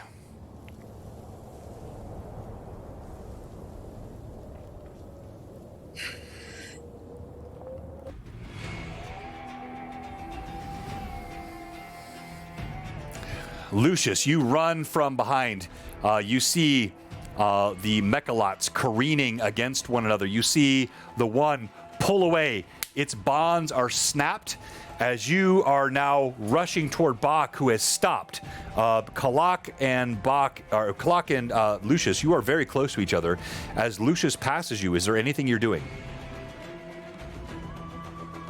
As Lucius passes me, I'm going to Kalak will turn to run with Lucius, but when Lucius goes to Bach, Kalak is going to run and attempt to just run and jump and climb up the side of the other Mechalot that Nida is on top. The one that Nida's on. All right, but Kalak's gonna make it look easy. I mean, yeah, there was a quick move there, but I mean, you can spring. So make an acrobatics check here, and then with the power of your back legs and the fact that he made that shift. Well, actually, hold on. Wait, no, let me Is think. that 3 of us now trying to be on this one? Yeah. Well, yeah. I mean, they're big enough to support that. But yes, it's 3 of you. Okay. I was gonna give you a bonus, but that sudden shift as Nida snaps. That's not going to make it easy. So make an acrobatics check, base, DC 12 again. Okay, I got an 18. Yeah. All right. You spring atop the back of this Mechalot, right behind Nida. Your mini is so big. Yeah, it is. We'll just so we'll put. Hang on. Well, I want to be careful, but we'll put Nida on the head because it's easier to balance. There we go. Yeah, Josh, I know, just stop. All right, so there we go. Kalak and Nida atop this Mechalot. As you leap up, right as it shifts, you look down, you see Zephatok dangling from a rope, trying to pull his way up. So Kalak ran and jumped up on top next to Nida. And he's going to send a message to her. And as he's on top of it, probably it's shifting and moving around, but he's like, his legs are compensating, so the upper part of his body is like perfectly still, like it's on a gimbal. And he's going to say, what's he going to say? Lightning and water, healing. And he's going to reach down and try to grab the rope and pull up Zephatok. Or he's going to try to assist Zephatok in Zephatok's efforts to climb up. Yeah, that's reasonable. You could do that. All right, so you reach down, and you're going to give an assist, and I've lost track of the round over the break, but Zephatok, you already went this round, I believe. Nida went this round. Anala went this round. Tick, Slade 2 this round. It is now their turn. Nala did not go this round. And Nala Nala's the only one left. Nala's I pretty much done. I She's thought good. Anala told me she just ran beside protecting. Did you say something else, Anala? She said, I stab I didn't Nida. say anything No, since- because And that was the last one, because I jumped. And then from- shank. I'm sorry, Dead. I'm sorry, I couldn't hear you, Amanda. What? I didn't say anything since she jumped Mechalots. Okay, so since she jumped the Mechalot that round, you have not said. All right, so what would you like to do when you see that happen? Stab her. I'm going to stay, but like on the side because they're just on the opposite side of me now. Mm-hmm. But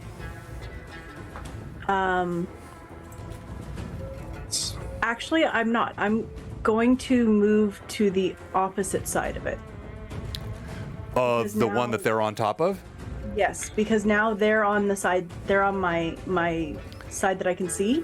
Okay, yes. So I have nothing on my blind side, so I'm going to switch. So you're going to run around the back of this Mechalot, around its tail. As it's thrashing, you see that rope snap. You see the Argosy careen more to the right. There are dead bodies here, burnt by the fireball that singed here moments ago. So you can see burnt flesh, Gith lying on the ground. And yeah, so I'll give you the full 60 feet of movement, but your goal is to just stay beside it. You're not trying to climb it. Is that correct? Nope, not trying to climb it, just beside it. Okay. All right. You run beside it. You see a Crodlu, riderless, itself singed and burnt by that fireball. Hang on here. Let me switch this.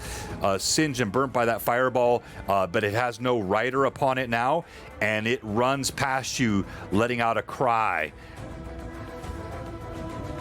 You duck out of its way easily. And Lucius, you reach Bach, who is now just dutifully waiting in the sand. All right, I'll jump up on top or climb up Nice. and like pat him. All right, boy, let's go. You feel this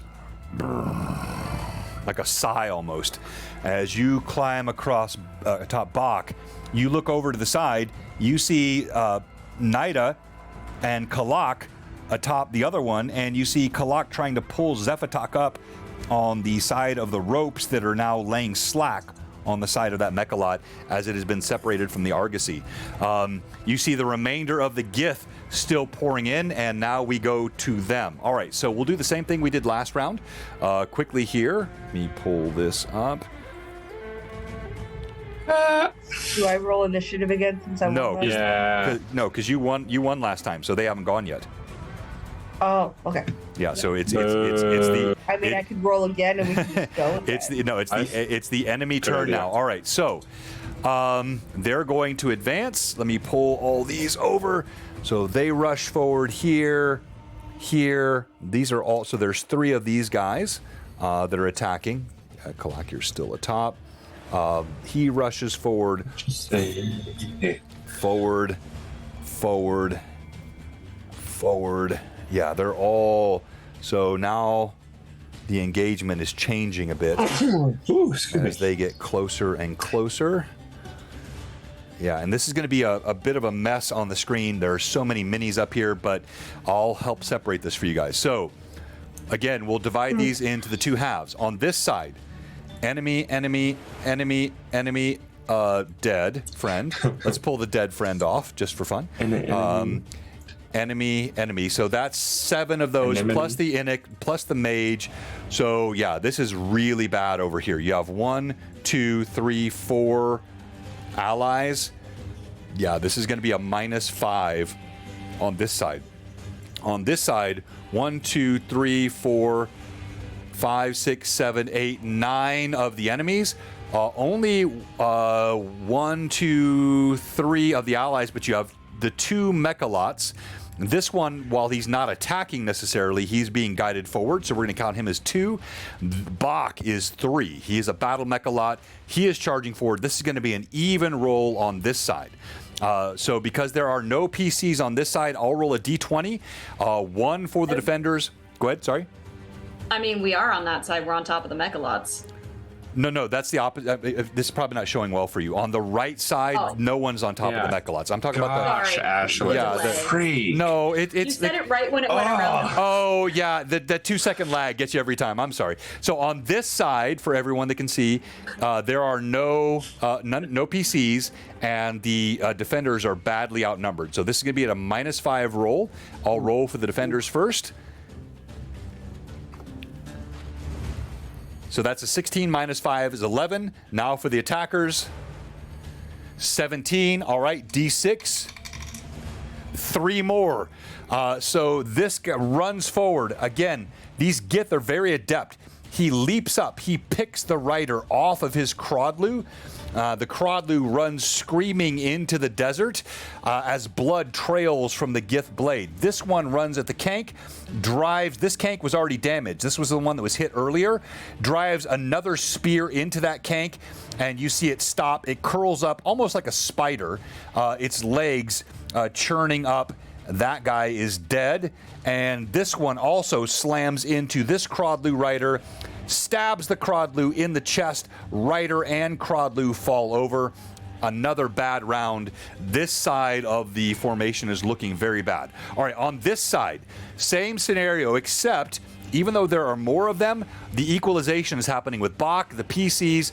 Tick, actually, I didn't count. Tick is coming over that dune.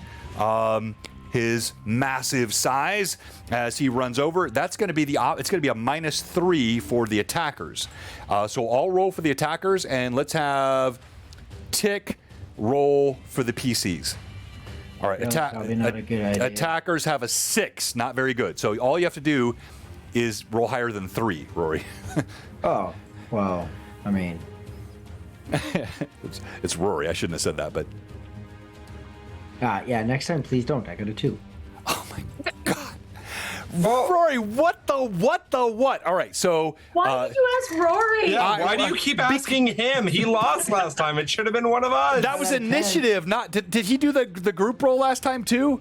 Becca won it last time. Oh, okay, yeah, but I was trying because he's charging over the hill by himself, not on top of a mechalot. I just thought, Rory, no, my bad. It's my fault. It's my fault. Rory rolled that.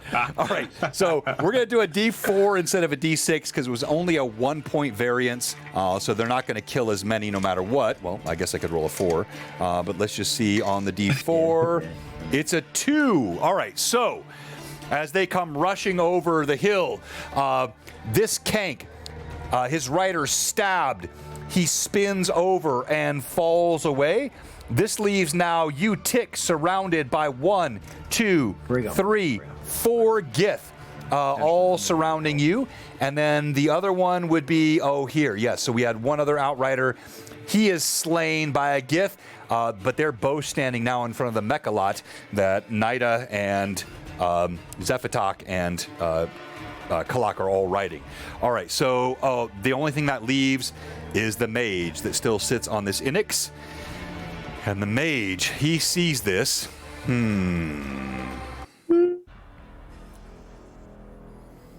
Maybe he wants to be friends. He's already used his fireball. He only had one of those.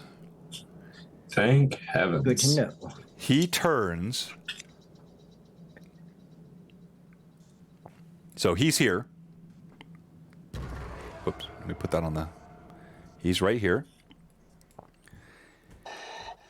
He has visibility into this Mechalot, which is now turning this way.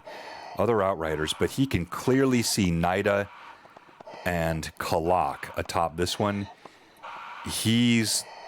Yeah. I'm going to call this an 80% chance he's going to go for the squishy target riding on top of that Mechalot's nose. That would make the most most sense for him. So I'll roll percentile dice on the screen. What's hilarious is she's actually probably less squishy than Kalak is. Yeah, but doesn't look like that, right? That's not what this guy's doing. From a distance, you couldn't tell. Yeah, from a distance, you look much squishier. Lucius is on the other Mechalot. That's behind him. Dang Can you see it. it? See that angle? Beautiful. Yeah, Just kill that guy. Yeah, that's which I love Theater of Mind, but this is why having a battle map helps because it makes everything so much clearer.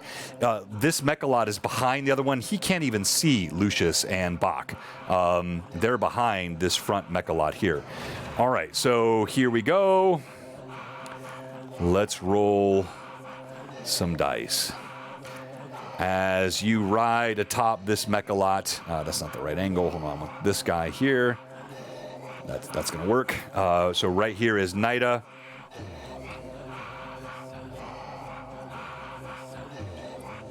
The very corner of the video. Gotcha. I'm pulling you up here. A little bit better angle.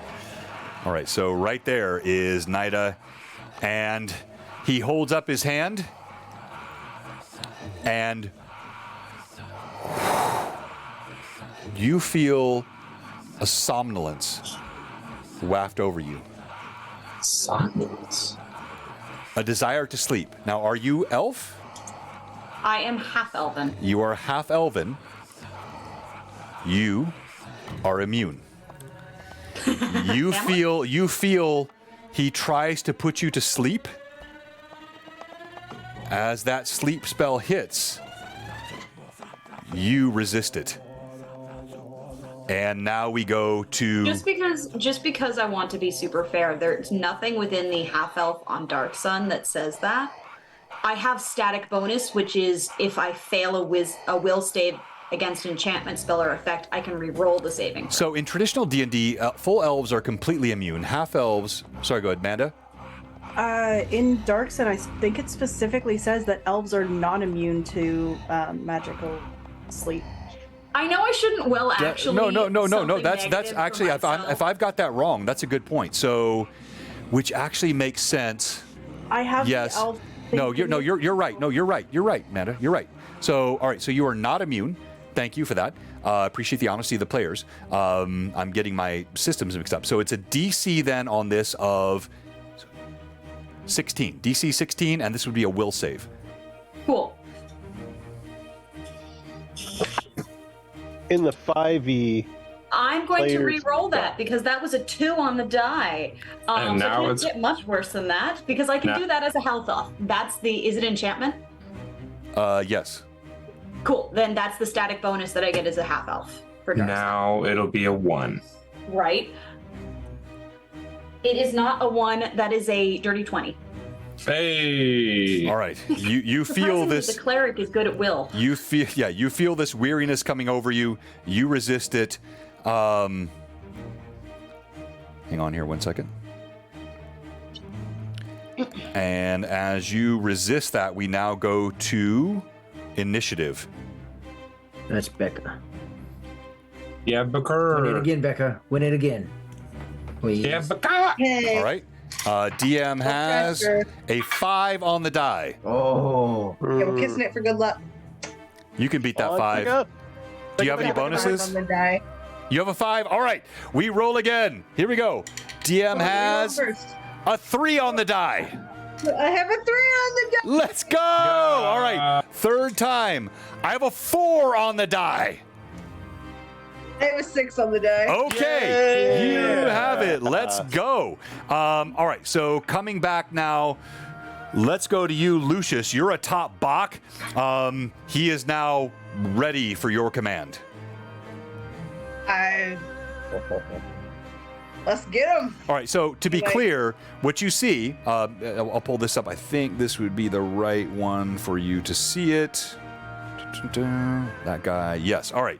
So you're here on Bach. If you can look at your Twitch screen, you're coming over this dune. Here is Tick. Tick is charging into a group of 1, 2, 3, 4 of these Gith, and there are 2 more across here. So it would make sense, but I'm not telling you to do this. If you wanted to, you could rush Bach forward into this pile of Gith that are surrounding Tick, or you could turn him to the right where the rest of these are coming over the hill. I'll go towards Tick. I was planning on rushing him in to a group anyways, so that works. Okay. I want Bach to squash. This is my plan, is we're gonna ride Bach, we're gonna get him, and we're gonna squash. All right. Are you well, gonna get him? Bach easily crests that hill. He's going to careen into these surprised Gith. As you're riding, let's have you make a real simple ride check. Shouldn't be too terribly hard. Hang on here. I lost my mini.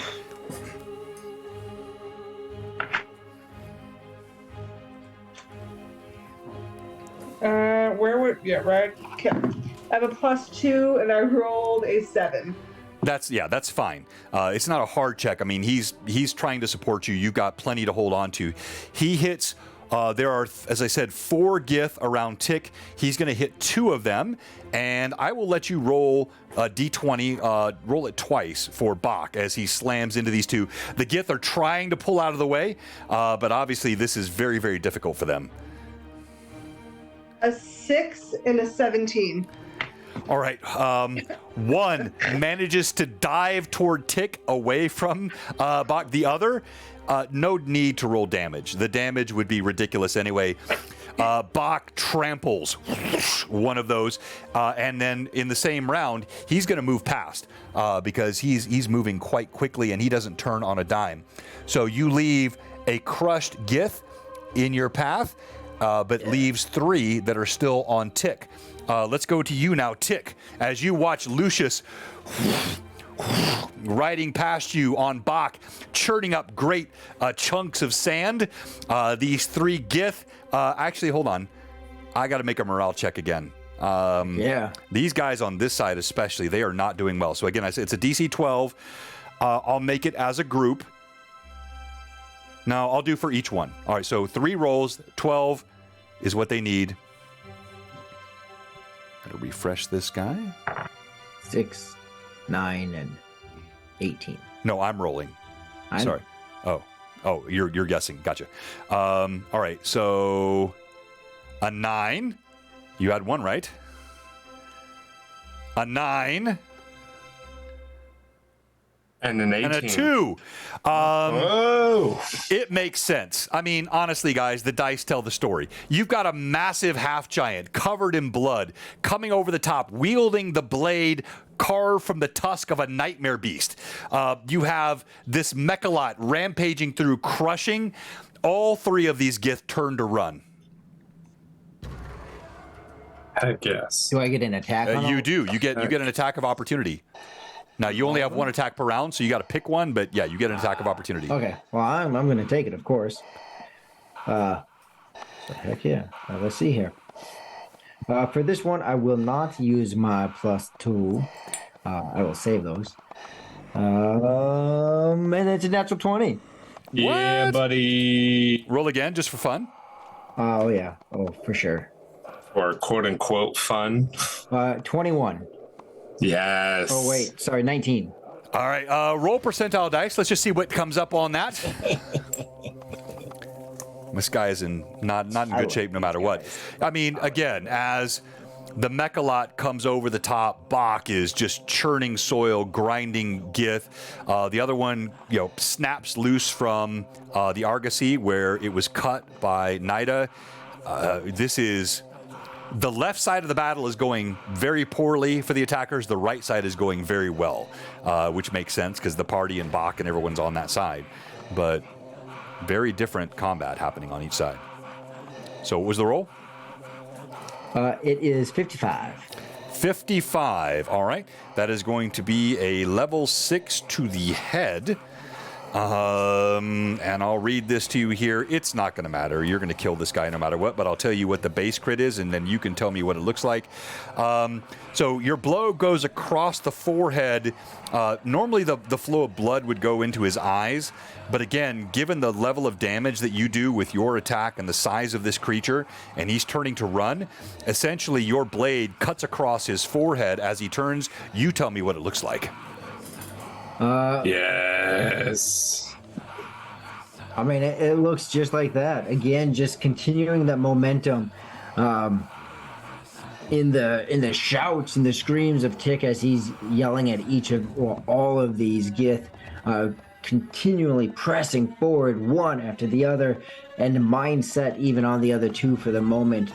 He brings his sword across and just takes it right below the arm, right? So as it's leaning forward to get away, not able to take it at the head, just takes it right across the shoulder blades. Exactly as you described. It lolls into the sand. Its tongue hangs out, dead. The other two turn and continue to run into the sands. Lucius, you see this. Even atop Bach, that was Bach's attack, not your attack. If you have a ranged weapon, you could take a shot at either one of these if you wanted to. I don't think I do. Okay, so if you have no ranged weapon, you'd have to jump off of Bach to do something. So yeah, no. You're right. You're riding your good boy. Okay, I'm my good boy. All right, then let's come back to you, Nida. You're atop this now screaming, shouting Mechalot. As it comes over the top of the next dune, you see there are 2, 3 Gith, and then another wave of 3 more Gith on the other side of the hill. But the Mechalot is, at least for the moment, in your control. You hear Kalak, his carapace snapping up. Kalak, you're pulling up Zephatok. We'll make a quick roll here. This should not be hard. Zephatok, make a climb check. This would be like a DC 4. You would have to completely screw this up. You're being aided. Are you kidding me? I said a DC 4, Josh. Yeah, I know. That comes out to a 16. Okay. All right. You fly up to the top. There are now 3 of you on top of this Mechalot. And Anala, you're on the opposite side, on the right side of it, still following along. And Nida, what do you do? Is the mage in relative... I could direct the Mechalot to go run over the mage. Yes. I mean, the mage he's moving as well, so speed would be a question. But yep, he's the most dangerous player on the battlefield right now, so I'm going to try and get this Mechalot to turn and go and just stompify that mage. Stompify. Okay. Or at least get close enough that my 2 boys that have more reach and have weapons can smackify. All right, so we're going to stompify or smackify. Can't keep doing this. Kalak, your base is so freaking big. It's creating a challenge for me. I'll just give up. Zephatok is up there. I cannot get your mini up there. We know. We know. I know. No, It's just, I love the challenge. I want that to work, but it's just not going to work. All right, so you're going to turn that Mechalot in that direction. As you pull on the reins, make another animal handling check. This creature it's still maddened. And it's now running into the flaming husk of where a fireball just burst. The smell of sulfur and burning flesh. There's a pile of smoke all around. What is your animal handling check? 19. Man, you got this thing by the nose. You turn it. So there's actually a Gith in the way. And that Gith, we're going to make a reflex save for him. You don't need to make a check on the roll. I can at least get those two up top there.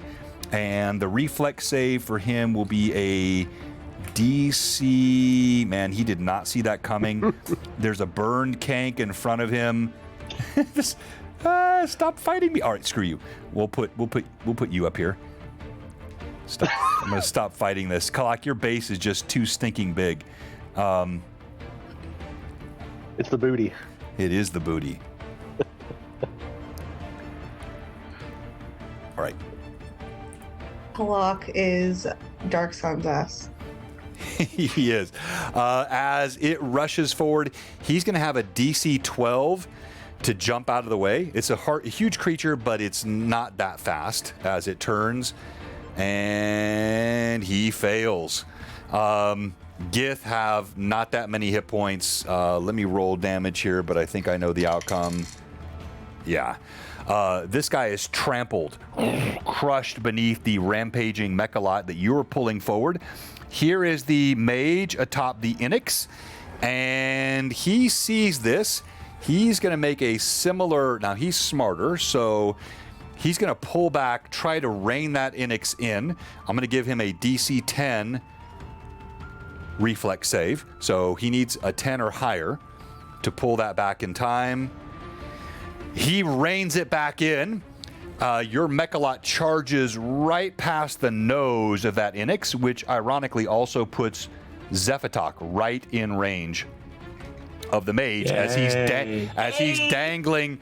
dangling from the side of that Mechalot. Anala, what are you doing? Get him. Do you tell me to get him? Did you say go get him? Oh no, that was to Zeph. Oh. Oh. I'm sorry, Anala. It's okay. But also could get him. No. Night is focused. You said what you said. Am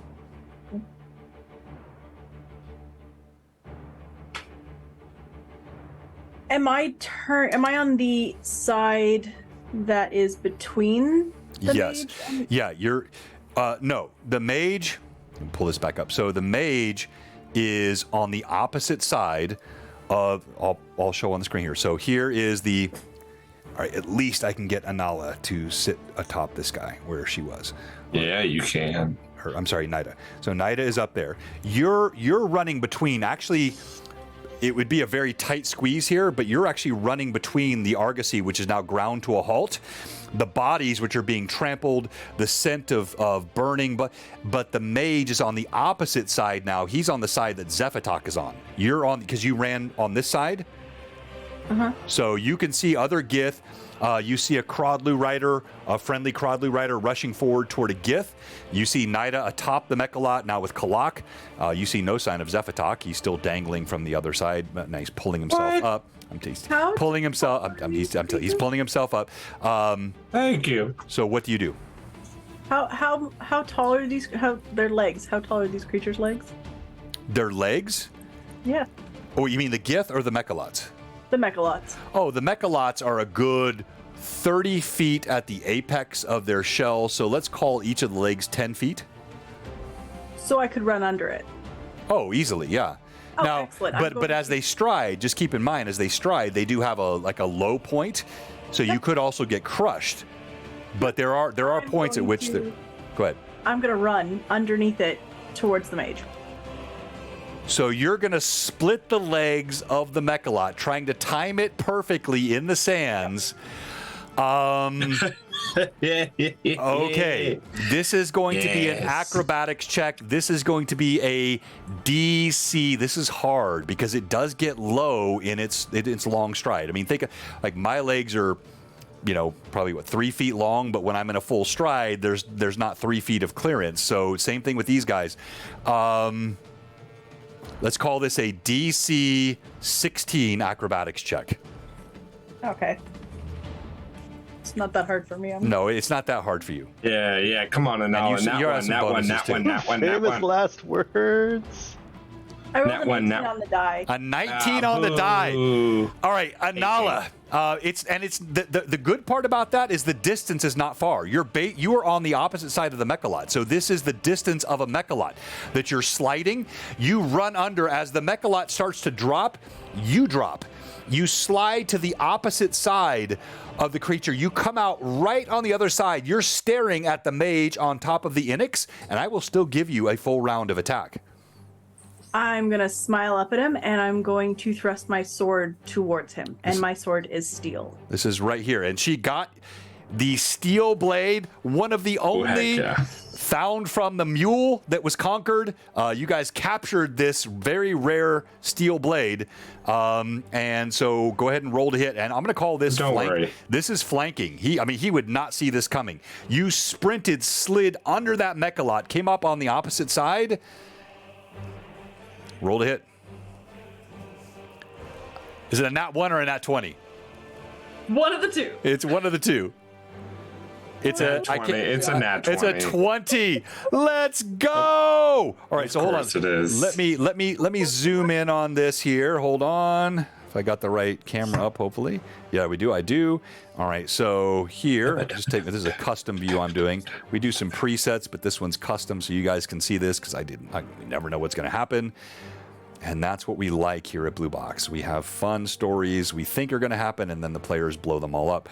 All right, so this is Anala. You come up nat 20. You slide up behind this mage who's riding atop the Onyx. He has no sight of you. Roll again to confirm that crit. If you have any +1s, young lady, I would suggest you use them. I have 6 of them. I will use them. Okay, so you could use up to 5.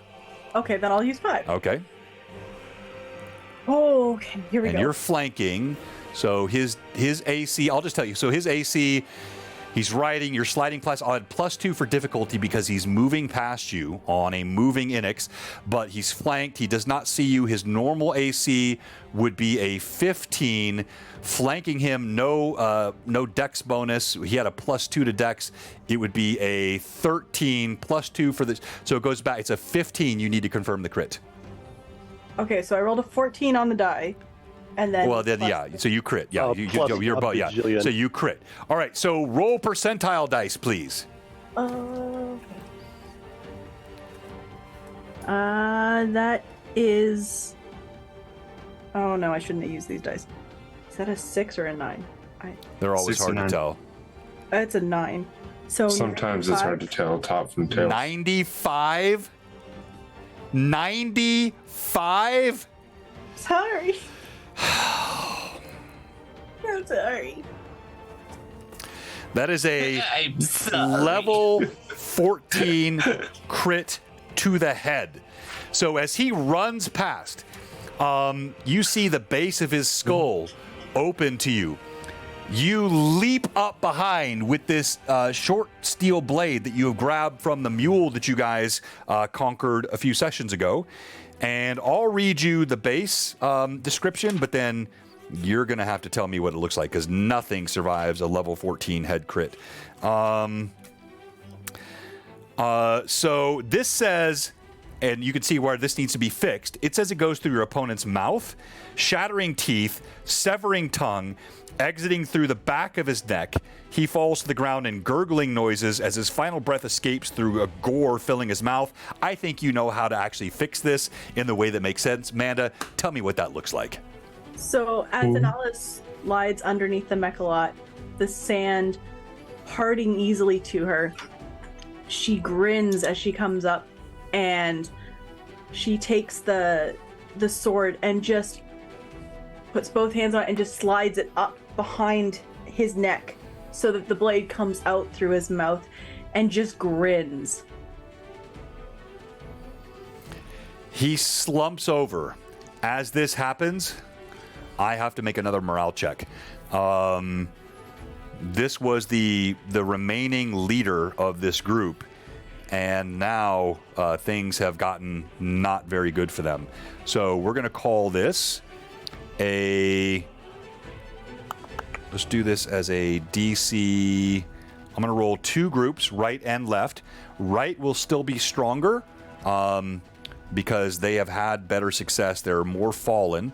Left is in really bad spot. So we're going to call this a DC 12. And let me roll for the left side, which only has 1, 2, 3, 4, 5, 6, 7 of the enemies that remain. They are hanging with it. As Bach charges past, they do not leave. On this side, as the Onyx loses his rider, skitters off, leaving behind the saddle of the rider. We're going to call this a DC 14 for this group. You see, when they see this one fall, these all start to turn and run. That gives this outrider, which is still one of your team, an attack of opportunity. He misses. This one turns. This one turns. This one turns to run. The whole right side begins to flee. These two had no other, so all of these, they're all fleeing away. The Onyx continues to sort of wend its way past, but it's no longer attacking. This Mechalot pulls further, opening a gap between the two. Who has not gone this round? I think let's go to and Kalak. All right, so let's start with Tick. You have 2, which are upon you. Okay. Well, I will use my last remaining +2 for my attack. Now they stepped away a little bit. I mean, I got to step into them a little bit. No, they're right there. They didn't run. One of them kind of fell towards you as he jumped out of the way of Bach as he ran past. Right. I forgot about Bach. Yeah. Okay, so I'm going to roll. I'm going to use, just confirm. I have 2. I have 0. I have 2.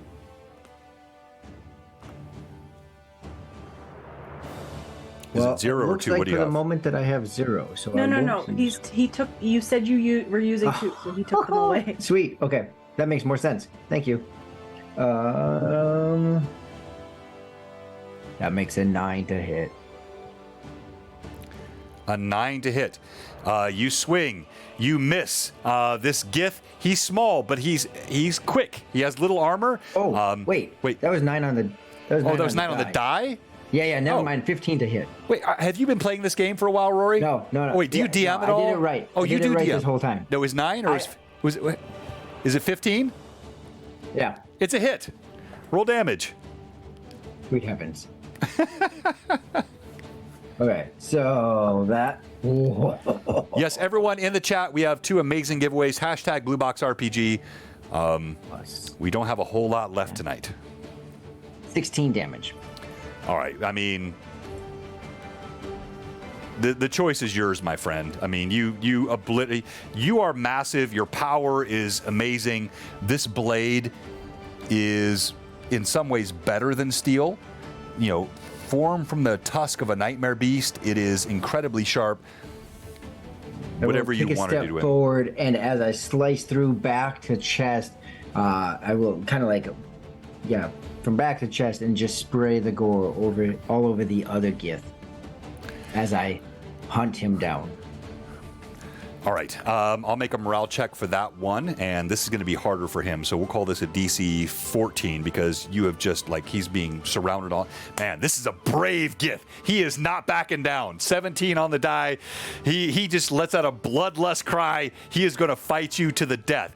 Zephatok, you finally are pulled atop the running Mechalot. You see the mage, you're like, he looks like he's in good shape. He tries to cast a spell at Nida. He fails. And then suddenly Anala slips from beneath the Mechalot, comes up the opposite side, and stabs him through the back of the neck, her sword piercing through his mouth. He gurgles off and falls to the ground. But you still see there are several Gith that are charging from the right side. What do you do, Zephatok? I just got on top of this dang thing. Freaking A. What is the closest Gith to me? And how high up am I? Oh, so again, you're close to 30 feet off the ground on top of this guy, and there are two Gith right here that they are not running yet. These others are all running on this side. They're all turning to run. These two are. What are they doing, actually? They're hesitating. They don't know who to attack. They're watching this Mechalot turn by. They just stand there, their spears in hand, their heads on a swivel. You don't see any attacking Gith. Everyone here is either running or stationary. If you look off to your left, you can see there are still these Gith that are pouring over, moving toward Bach, Lucius, Kalak, or not Kalak, Tick. They're moving up with this direction. Okay. And is anyone holding the reins to this one? Is that Nida? Nida. Yeah, Nida, of course. I was on top of the thing. I know. Gosh, I don't think I have any thrown weapons. And you're out of spells? Freak. I mean, I'm not, but nothing that'll help us. Okay. Well, just do something else. Roll perception for me. Thank you. Okay. I was like, I thought you were just going to stop with do something else. I'm like, no. Trying. No, roll perception, please.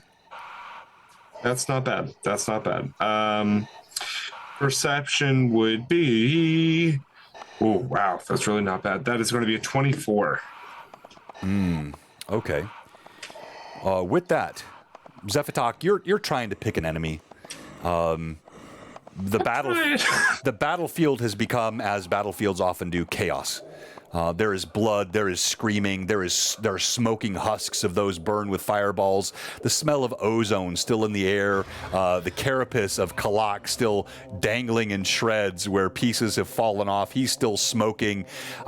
You see Lucius riding triumphantly atop Bach with a sense of joy, the blood spurting out of the mage's neck with Inala's blade through it. As you look up ahead of the battle, and I'll pull this up on this guy. That's probably the easiest one to see. And let me pull the camera over a bit. To the east, which would be away from the town, it would be the direction the Gith came. In the direction that the Gith came pouring over the dunes, you see the sand here begins to roil. In fact, all along this dune, the sand is churning, moving, all beneath this dune.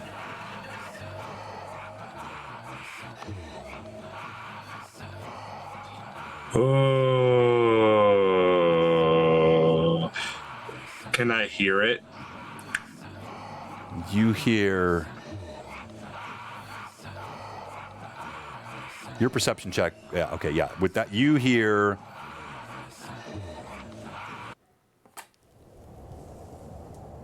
the hum, the vibration. You called, and first two answered, and then two more. And now you hear many more bursting from the sand in answer to the call. And in fact, you feel Skrit churning inside the pupa case in response, and you feel him thrumming against your chest. Is he about to hatch? He will look over and see that and hear that, and I would say it's the sound that calls him first to it, because like you said, it's just a different hum. It's a different frequency to the sounds of bloodshed and screams. And his ear catches that, and he looks around, and he'll see, almost like in the waves when you see a lot of minnows or fish schools. Exactly. Where you start to see that sort of movement, he's going to just yell as loud as he can to, I think it was Kalak, Bach, Lucius in that area. Correct? Correct. He will yell at them to move back.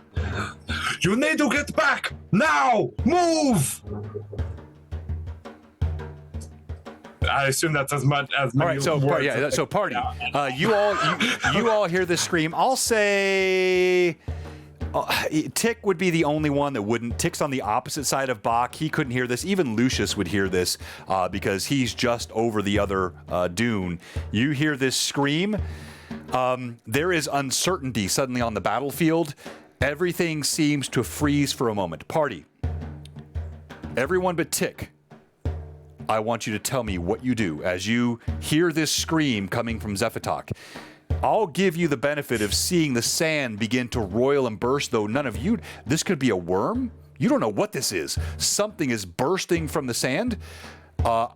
Let's start with you. Anala, you're actually closest because you slid across that dune. You slit the mage's throat. You hear this. You look over your shoulder. You see the dune beginning to roil and burst up. Anala, what do you do? Anala's going to, her head's going to snap up to Zeph as she hears him talking, and then look down at her feet as she feels the movement, and she's going to try to backpedal away from it. All right, Anala, you backpedal as quickly away as you can, pulling your blade from the back of the neck of the mage. Let's go to you, Kalak. You're still atop the other Mechalot. What do you do? Kalak is going to still stay very close to Nida. He's being very patient about being healed. Mm-hmm. Was that a hint? And busy. He's like right next to Zeph, and so he's just going to kind of look to see like where Zeph is talking about. I mean, he doesn't have a lot of control over the Mechalot or anything, so he just turns to see what Zeph is excited about. I don't think he's ever seen Zeph excited before. And he's gonna send a message to Zeph that's just like, friends, yes? Friends, but not super discerning. That's all Kalak's gonna do. He's yeah. Okay. Lucius, you're atop Bach. Bach is actually, I said Anala was closest. Bach is also as close. Like you're coming over that dune, and what I was describing, this churning of the sand, as I think Josh aptly said, almost like minnows through a wave, or like krill that are cresting through these dunes, coming across. You're very close to that. You, in the distance, hear Lucius cry out. What do you do? I mean, you hear Zephatok cry out. What do you do, Lucius? Do I have reins on Bach, or am I just bareback? You're barebacking him. Yeah. I'll kind of not... He's a big boy. He can take it. But I'll slap my hand down on him. Whoa! Stop! I'm like... All right. So your hand, he doesn't even feel. Your voice, he would hear. Make an animal handling check. And the issue here is not so much that he would obey you. It's that he would even hear you. If anyone thinks the blue box sounds are loud, you can't imagine how loud this is. The screams, the cries, the roars happening all over. So make an animal handling check. Tell me what your raw roll is. 13 on the die plus 5, so that's a 7, 18. As the roars are going across the battlefield, Bach pulls back. As he does, these Gith standing atop this dune, they turn. And who has not gone this round? I think... Okay, Nida. What do you do? Nida, hearing Zeph yell out, is going to try and see what he is looking at, and also looking back, seeing, oh, Kalak looks still very rough. Is going to then reach her hand back towards, really towards both of them. The same watery tattoos lifting up as she reaches back, and it's just like, one of you take it. I'm not even discerning because she's now very concentrated on guiding this. Zephatok will take the reins, but also, if possible, will take her singing sticks as well. Cool. I meant to take the healing, but take the reins sorry. also works. Sorry. Okay. All right, and the healing. Go ahead. Yeah, so happily will the singing sticks are just on her back. Cool. She's not doing anything to stop you. Healing, that's going to be not as much as last time, sorry. What level is Kalak at? 2. 2. Okay, so it's 1, 2, 3, 4, 5, 6 healing to Kalak. Ooh. Okay, he feels better. Feels better. Some more yellow and spots in the bullets. carapace. If You hear his exoskeleton start to harden like a little bit. There's like this. that's the sound of good or Kalak not. That's healing. Yeah, that's healing. if Zeph takes the reins, she'll let him take the reins. If he takes a singing stick, she'll let him take the singing stick. She trusts him. Okay. For sake of time. He has been the most consistent. I'm gonna cause a TPK with this swarm. So All on purpose. So, for sake of time, the battle is lost. The attackers are routed.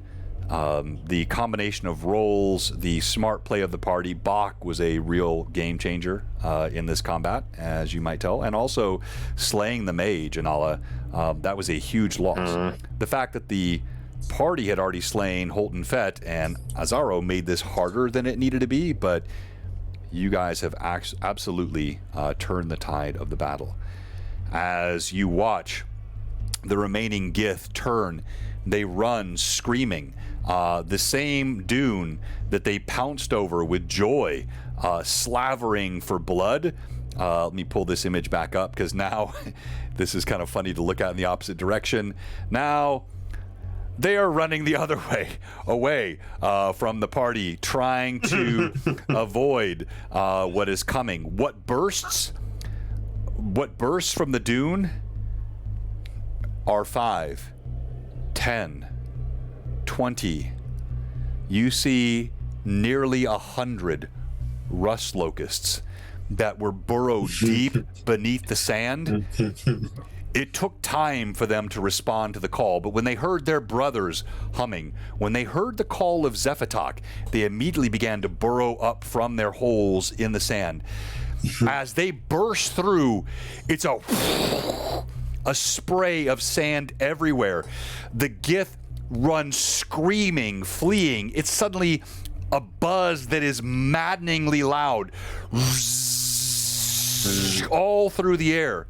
You feel early. He should not be yet, but Skrit bursts from his pupa. Yes. Whatever has happened here has called to him, and all of you see these rust locusts in one. Like they form different formations. It's like a pattern, like a flower in the sky. Each one a petal coming from different directions, and they move around the Mechalot that Zephatok is atop, and they just thrum and buzz as Skrit emerges, and he has metamorphized. He is larger. He has those huge pincers and talons. He clutches to you, and you hear his voice resonating softly. The most audible you've ever heard, though you've communicated with him so many times. You hear his voice, but it's not his voice. It's the voice of all of them. They all speak as Hive into your mind. Hive Master, you called to us. Now we call to you. You will follow us. You will free us. You will help us. Yes. When they're bursting forth, Zephatok has the biggest smile on his face as they're just spraying upward, as they're just absolutely horribly, terrifyingly tearing apart and laying eggs. Yeah. Like, all of these poor Gith are just getting absolutely wrecked all over the place.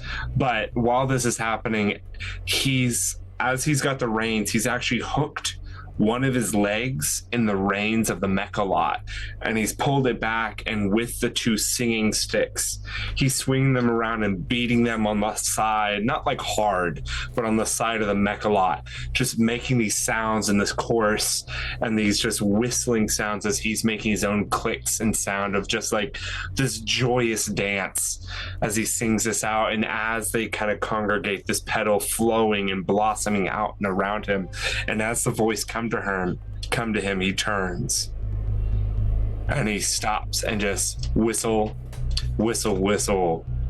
clack. And he'll look back at the group and then look at now a much larger Skrit, which now I'm wondering if, because I wasn't sure if he was a warrior locust before. As he bursts forth, he is clearly a warrior locust. You see, he was not. You see, he was not really ready to come out of the pupation shell. He is still very soft in places. He is vulnerable. But he is vulnerable. But he is fully formed. If allowed time, he will. Gosh, I can't believe I'm saying he will harden, and he will be fine. But he is very, very unsafe right now. But as the rest of the hive thrums against the sand, you see this rhythmic wave that moves through the sand itself. Seems to move in these slow waves that go across it. The Mechalots, even Bach, they all stop. All the Inix, which was running away from the mage that was slain, pulls to a stop. The Crodlu, all the Kanks, everything that remains that is not humanoid is pulled in the trance of this rhythmic beating of the rust locust wings on the sand. Zephatok will reach, turn, and putting 2 batons in a single hand, will reach and hand the singing sticks back to Nida.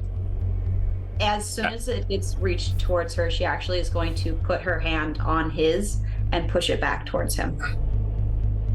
And he'll say to everyone within earshot, behold and listen, for this is the voice of the desert. This is the voice of the mother and all things. And then he'll speak back to the locusts. And they should understand him even when he says that, but... Because of Skrit, they do. Yes.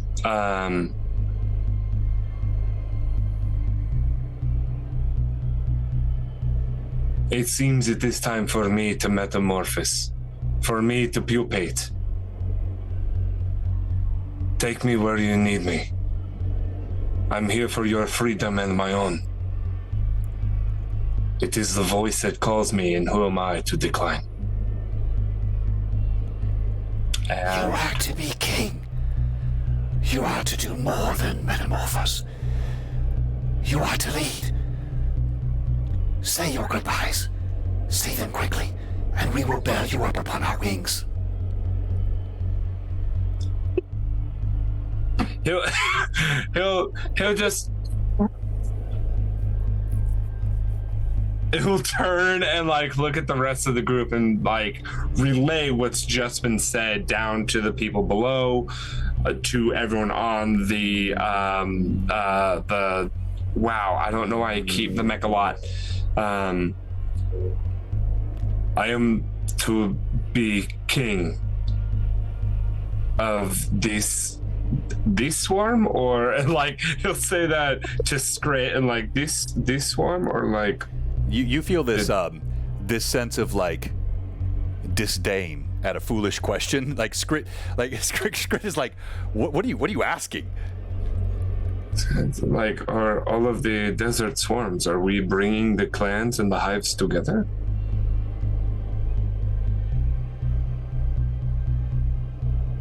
You're okay. All are hive. All are one. All belong to the hive. There is no other. And as you know, since I was a child, I've always belonged to the hive, as I never had my own. You are my people and I'm yours. And as such, he'll turn and look at the group, and it seems I have an appointment that's been long set and I must keep. I am sorry I cannot see this through further.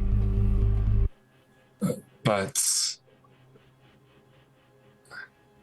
maybe, and he'll turn back to Skrit and the Swarm and do clicks and whistles outward, speaking the tongue of the locusts, asking them,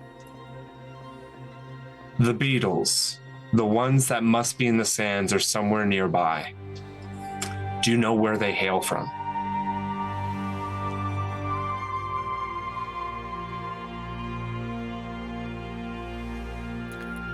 The clutch is over that hill. They come from the towns of men. We know nothing of their ways, but they are vile. Would you like us to eat them? I would love for you to eat them. As he'll turn back to the group and relay the information. My people call and tell me of where the beetles are. They were within towns of men. They are not natural. Rust locusts are, in a way, natural predators of all that skitters and moves, but the beetles are something else, as they have the protection of the mental focus and abilities. So it makes them harder to kill and more predators than they should be. Their clutch is, and he'll give the directions, give the area beyond the dunes. Yeah, even as you're saying that, about a third of the rust locusts, they sprint away, bussing over, and in moments, unless someone is saying something different, they're following your instructions, they start ferreting, sussing through the sand, and you see several of them coming up with these beetles in their jaws, crushing them, pincing them between sharp mandibles. And for all of our old Dark Sun fans, this is a Shakot beetle, as shown in the original. I don't know why this stupid thing is. There we go. From the original Merchant House of Amkech. And just for fun, we always give honor to the original artists, and this is all found in the original book. But also, I thought it would be fun to see what a recreation might look like using any of our modern AI tools. And here is what you see being pulled out of the soil one by one in the mouths of the rust locusts. Now, these guys are not that big. They're about this big. The rust locusts are much larger. And as they pull them, you hear the squelching, the crushing, the scrunching of carapace, squishing out of guts. Go ahead, Kalak. Sure. He'll turn to Kalak and, you know the ways. The first to strike is the first that gets to eat, Kalak. And he'll nod his head as if, jump in, try and grab a few. He's gonna make his way over. He's gonna try if they're as you run over, they're many of them are being sliced in two, so abdomens are falling to the ground all around, okay. Like leaves from a tree. He'll try it. Yeah, he'll see what it's all about. They're tasty. These guts are they're crunchy, little salt to them, very gooey. He's gonna bring back a little handful to the Mechalot and hold it out to Anala. Yes, good strike. Yes, killed prey. Beetle? No, nobody takes him up with the tick. Hungry? Zephytalk, totally. If you toss one up to him, he'll take a good little handful, give some to Skrit, and he'll eat some himself.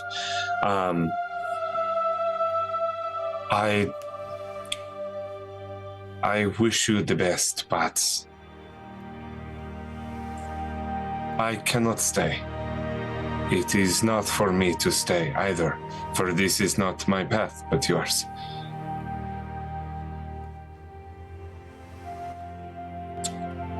Tick. He'll look down to where Tick is.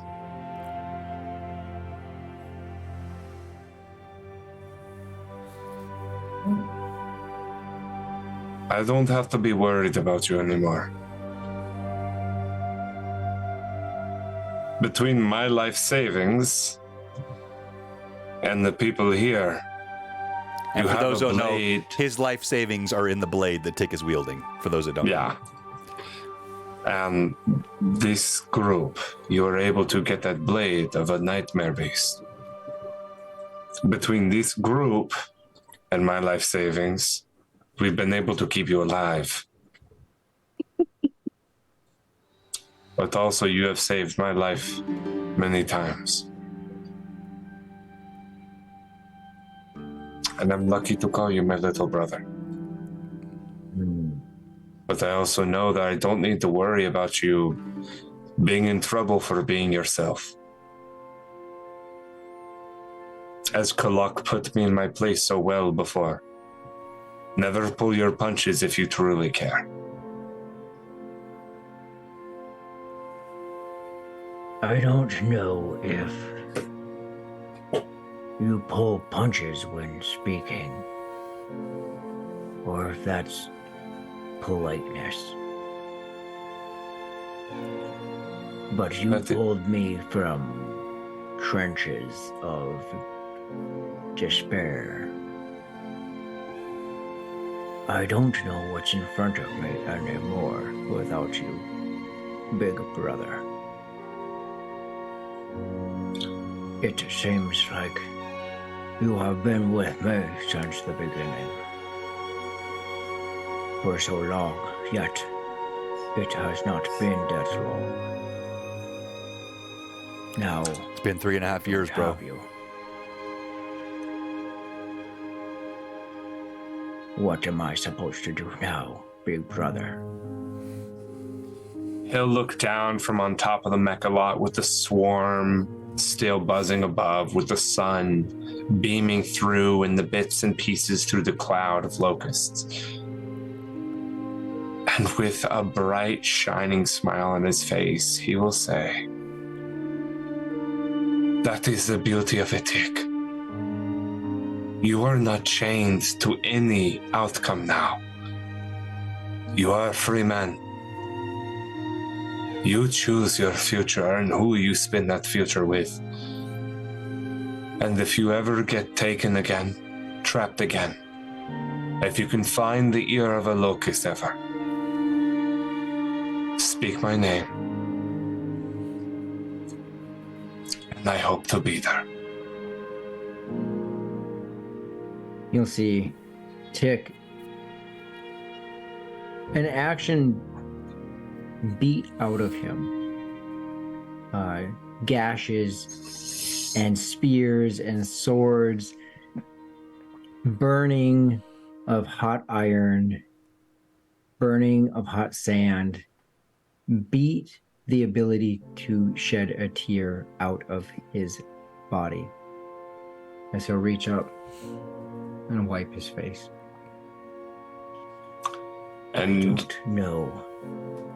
I don't know, big brother. The brightness of Ra is all around us. The darkness of fear sets in without you. fear is just another possibility for excitement. It is an unknown. And if I were to stay, it'd be yet again another chaining of you to a person in possibility. It's time for you to be making your own decisions, eh? Nick will stand up, widen his shoulders. Look around. If that is the way it must be, I can accept that, big brother. Just remember, if you can ever find your way back, even a whisper at night, you will always be welcomed.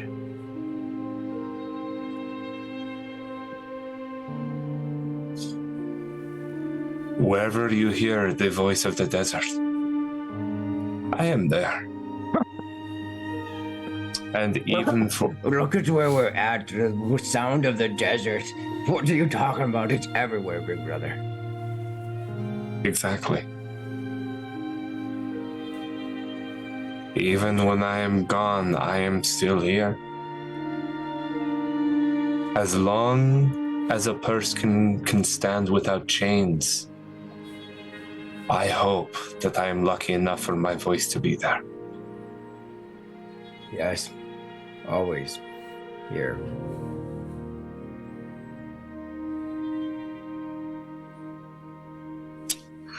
He'll turn to Anala and Nida, but mainly Anala.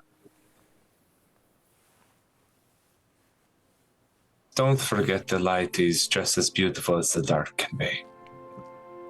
And don't let your emotions keep you from showing your other emotions. Strength is in even the quote-unquote weakest of them. And don't think that Nida, though airheaded at times, can't take care of herself as well. Thankfully, you now have Tick nearby to help as well. So please, listen before you strike. And know that you are no longer alone. You are never meant to be.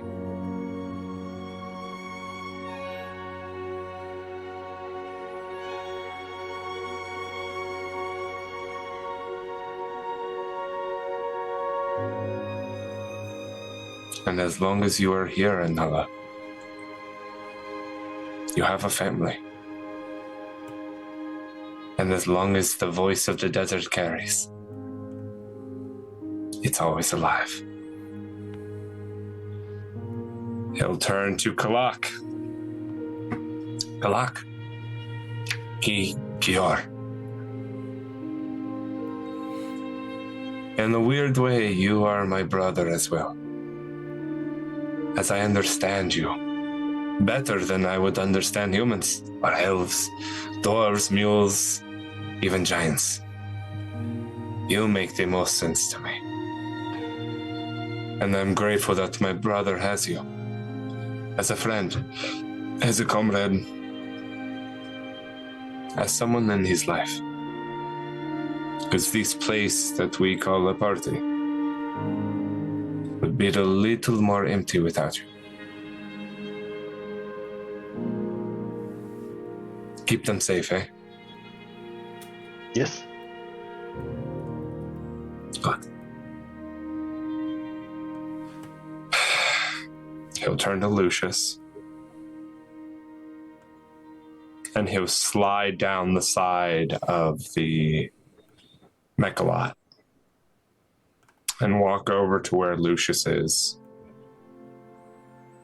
And if he can reach him, he would like to just reach out a hand. As you do, all of the rust locusts, they just thrum a gentle rhythm in the sand. The sound of the Gith have retreated into the distance. The remnants of the caravans all just remain transfixed. It is though the desert stands still for this moment.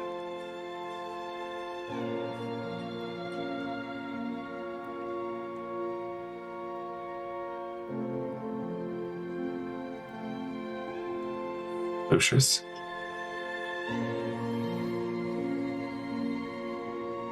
Do you take his hand?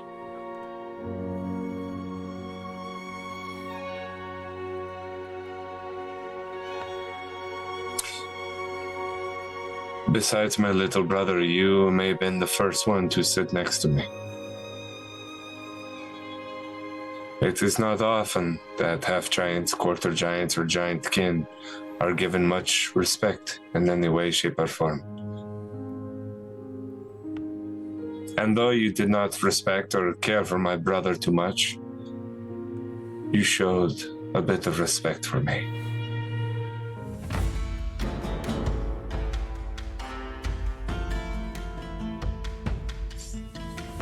I was like, why is the battle music on? Why is the battle music on? Sorry, my bad. Carry on. Lucius' abs bleeding. That's all. Yeah, exactly. Tears. It's actually it's like a beholder. Each ab is an eye stalk.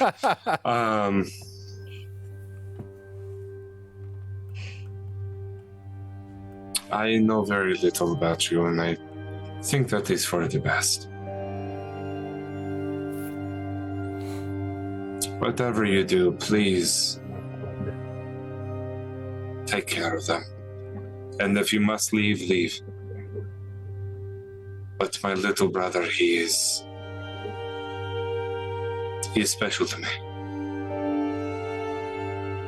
And many have tried to trap him and enslave him before. And I see you bear the same marks of chains, just not so much outwardly as he does. I'll say it again, no one, man, woman, child, being, beast, or other, deserves to be chained.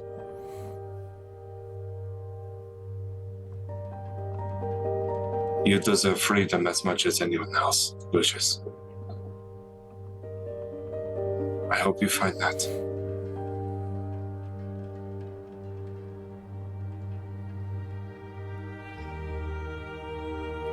And if my idiot little brother can help teach you a few things about being effortlessly free, try not to kill him just yet.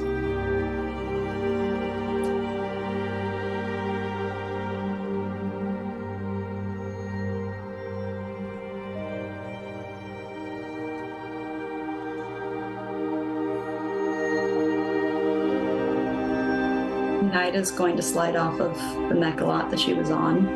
Okay, fuck off.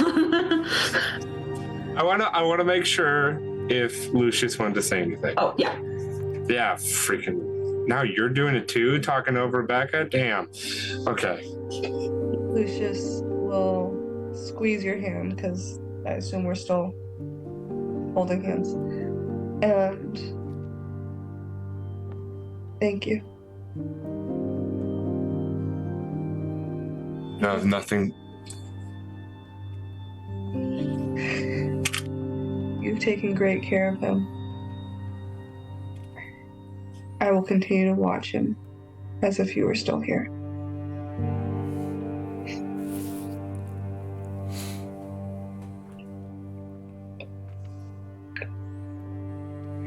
That doesn't mean you have to help him all the time. You can watch him as he falls from a 30-foot cliff. Just try and keep him alive every now and then. And he'll lean in a little closer without touching Lucius any further.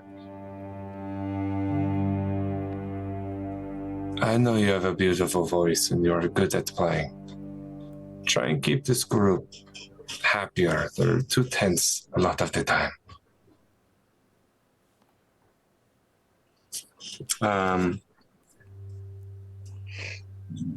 And he will hand Lucius his obsidian dagger.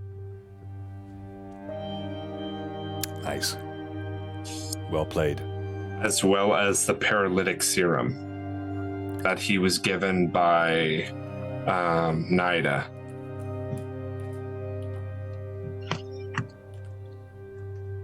And then he will turn to look at Nida, the last of the group, and will begin slowly walking her way with his right arm lounging as he usually does on the end of his tetsubo. As he comes closer to you, Nida, you see Skrit, his carapace still glistening,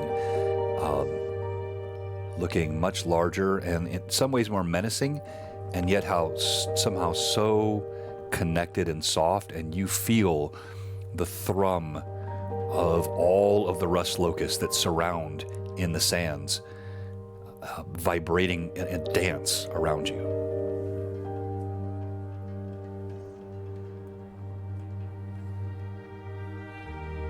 As you're still atop of the mechalot, I assume. I thought she said she slid off. Yeah, she slid off. Down.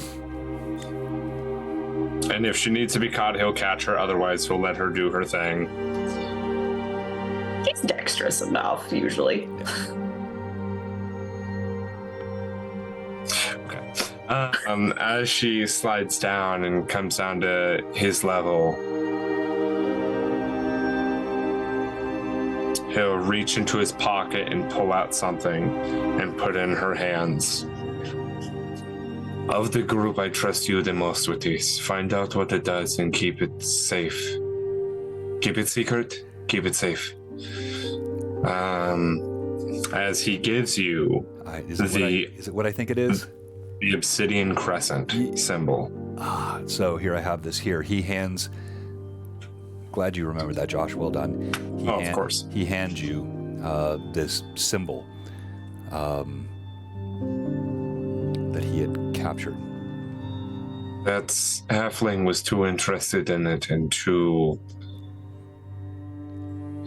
excited by what it might be or what it is. I did not trust to let it go or show it to anyone else.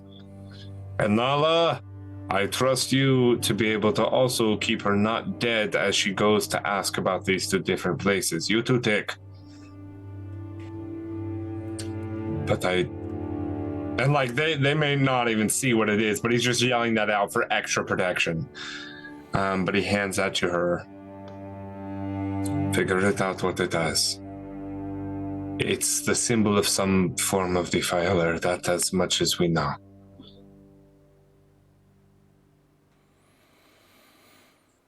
And thank you for what you have helped teach me.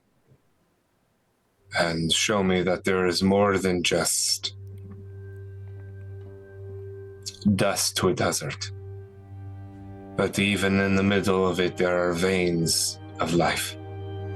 Though I knew that, you helped me see it a little bit more.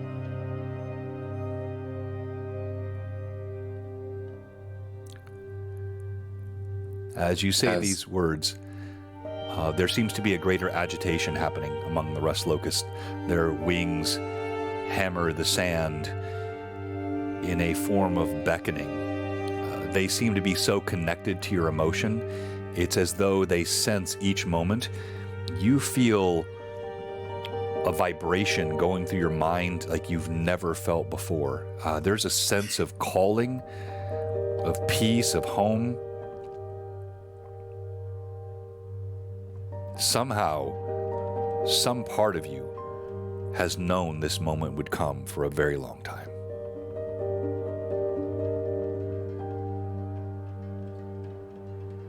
Nida reaches up and touches the bone necklace that they had talked about before.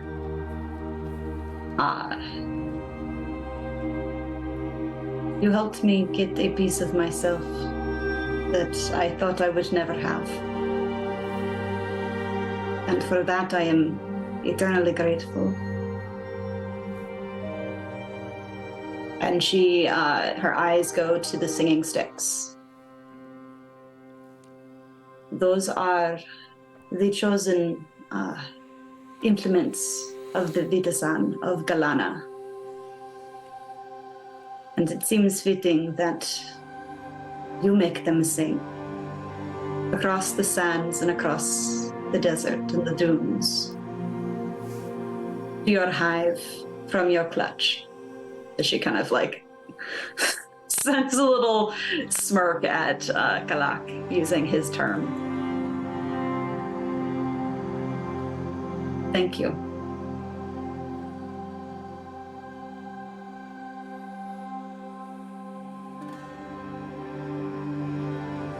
You cannot fill from an empty bucket. Remember to take care of yourself first and foremost. Because if you were to fall, then the rest of them are doomed. It is okay to trust others, to do things, even though you can do them yourself.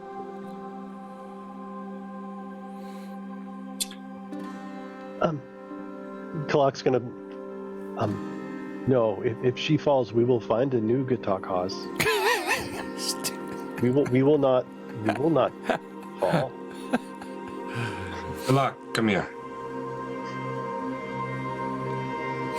Do you come up? He walks over, looks at you. Okay. We will be okay if she falls. He just like bops your forehead. she makes us strong. We will be strong when she is gone. We will be strong when you go. Yes. But don't let her die, okay?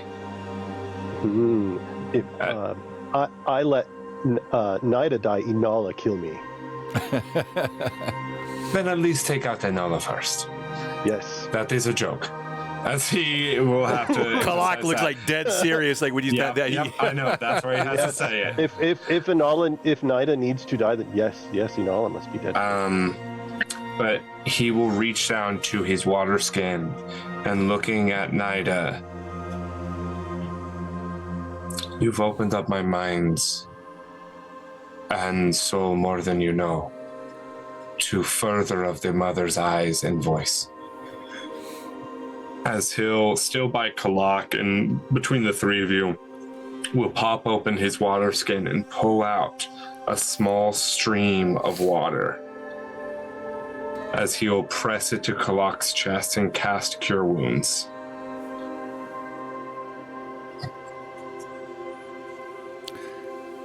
I told you, Ashlyn, whenever you played him, never to cast Cure Wounds. I know, which is why I didn't cure anybody that game. And yeah, with surprise, you feel healing power emanating from Zephatok's hand. You could heal this whole time? That is 9 points of healing to you. Wait. And it's weird, like the water itself is more muddy. It's like a dirty water that he pulls from it. It's more earthy. It's actually much more to Kalak's liking. It's like a mud bath.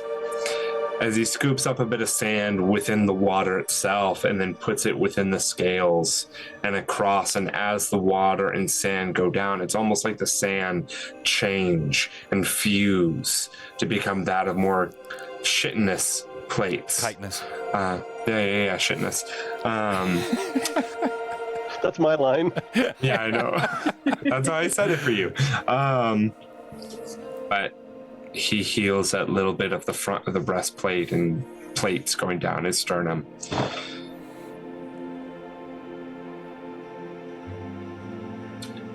Well, it's been fun. Not really, but it's been enough fun. To not make me want to kill some of you like I've felt like doing with other past navigating groups. That was his message to me, by the way. Everyone didn't know, so. As he just nods and slowly tucks the singing sticks into his belt. He just scratches Skrit absentmindedly.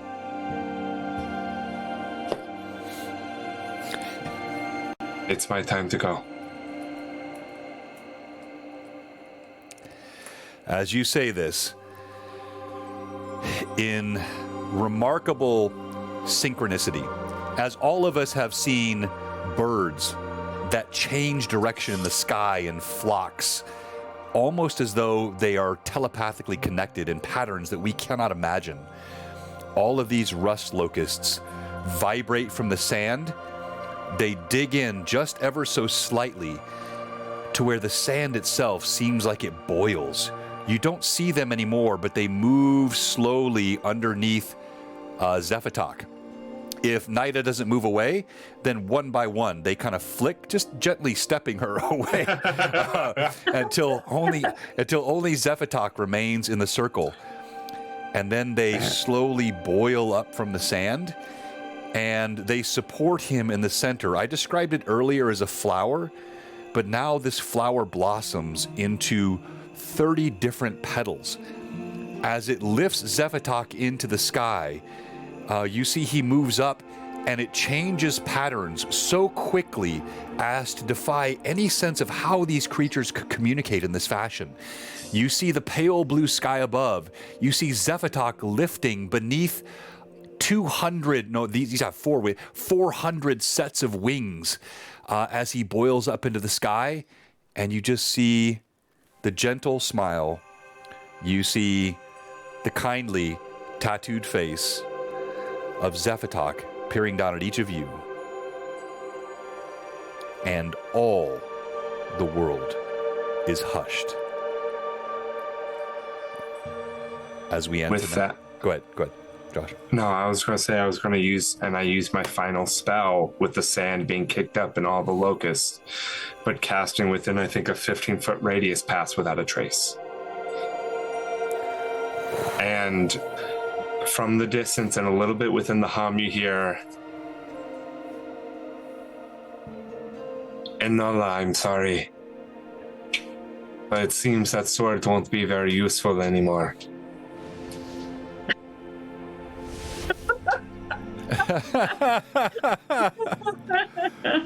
As when he was talking with you, he eroded the steel sword.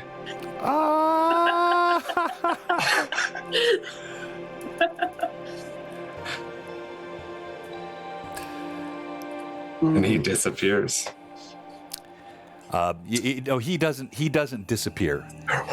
He gracefully, magnificently, you watch him. You see him moving off into the horizon all the time. They stay about 20 feet off the ground, so they don't go too high, but the pattern of the flower keeps changing. The petals change, the shapes change, but always supporting Zephatok in the middle as the locusts carry their king. And tonight, we end Greyhawk Awakening, Book 3, Sea of Dark Sun, Episode 20 of Blue Box. And bravo, thank you, all of you mad chatters. Let me kill all the dramatic music and wipe away all of my tears. Those of you that have joined us tonight and wondering what's going on, we are saying goodbye not just to a character tonight, but we're saying goodbye to one of the original Blue Box players, was in the very first Greyhawk Awakening, Book 1, played Brim. I have that Brim mini up here. I could not bear to part with that one. That was painted by Atris. It is so gorgeous. Yours is good too, Pat, but I mean, that Brim mini is insane. Just Josh, as we get ready to do Stream MVP, we're not going to have an MVP tonight. Yeah, it's no. you. It is you. No. Don't include me. No, it is you. It doesn't make any sense. No, it does. It is just you. There is no point in voting tonight. With our final thoughts, I would like each player, including those that have played with Josh for less time. I think, John, probably you have the least connection with Josh personally. Ashlyn, of course, knows him personally. Rory, you and I have played with him for 3.5 years. Amanda has watched him for 3.5 years. Becca has some strange fascination I think Rory should be concerned about. So as we, I'm teasing. He's fine. Yeah, I made you laugh. All right.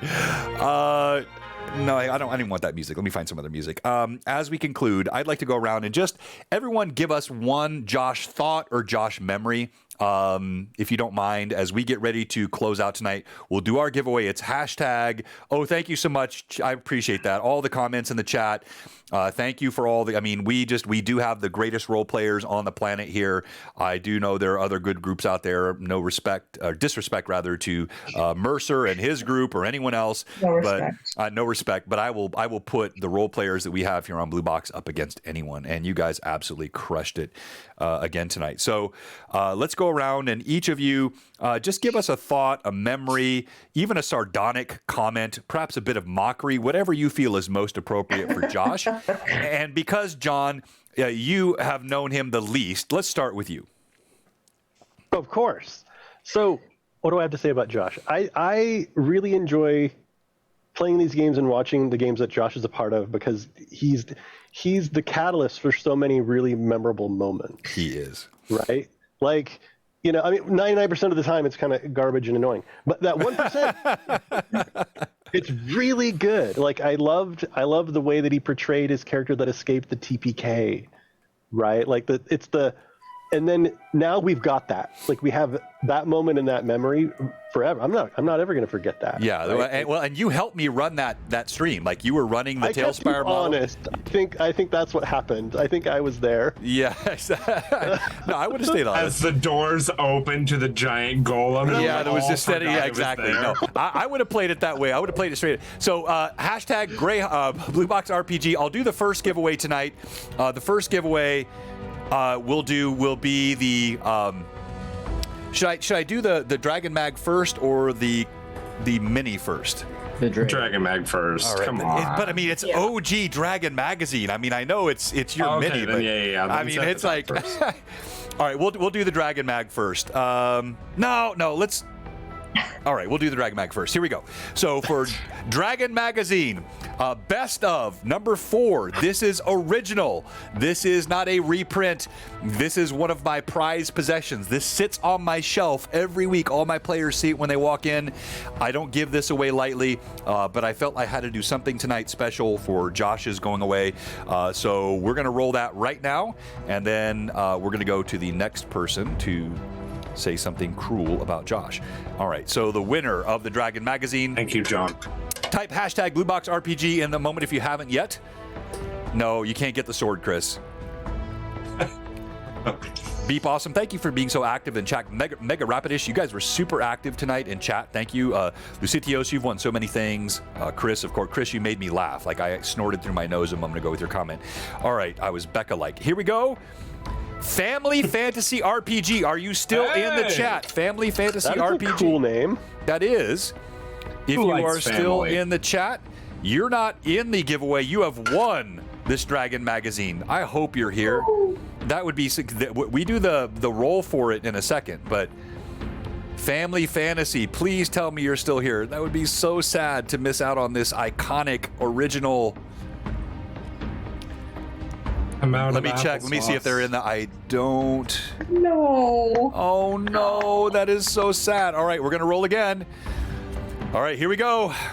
Next roll. You gotta sit through the monologues to get the prizes. That's the rule. I mean, were we that boring the last time? I don't think we were. No, I'm sure they had like dinner or family or stuff. I'm just teasing. All right, They so probably had Family Fantasy. the one is they were. Yeah. Joffrey, no! Joffrey Schumann, who I know is in this on Joffrey, one of our amazing sponsors, the music caster of Dice Songs, the music of Joffrey Schumann. You've heard his music on tonight. You should check him out. Really active guy in our community. Congrats, Joffrey. Did he make the Dark Sun intro video? Oh, he made the Dark Sun. He made the Tears of Air intro video. Yeah, a lot of the music I've played tonight, not this music, but most of the other music I played tonight is all from Joffrey. So that's absolutely all right. So John, when we roll in a moment for the Zephatok Mini, you will be rolling for Tracy Renreb. Are you still in, Tracy?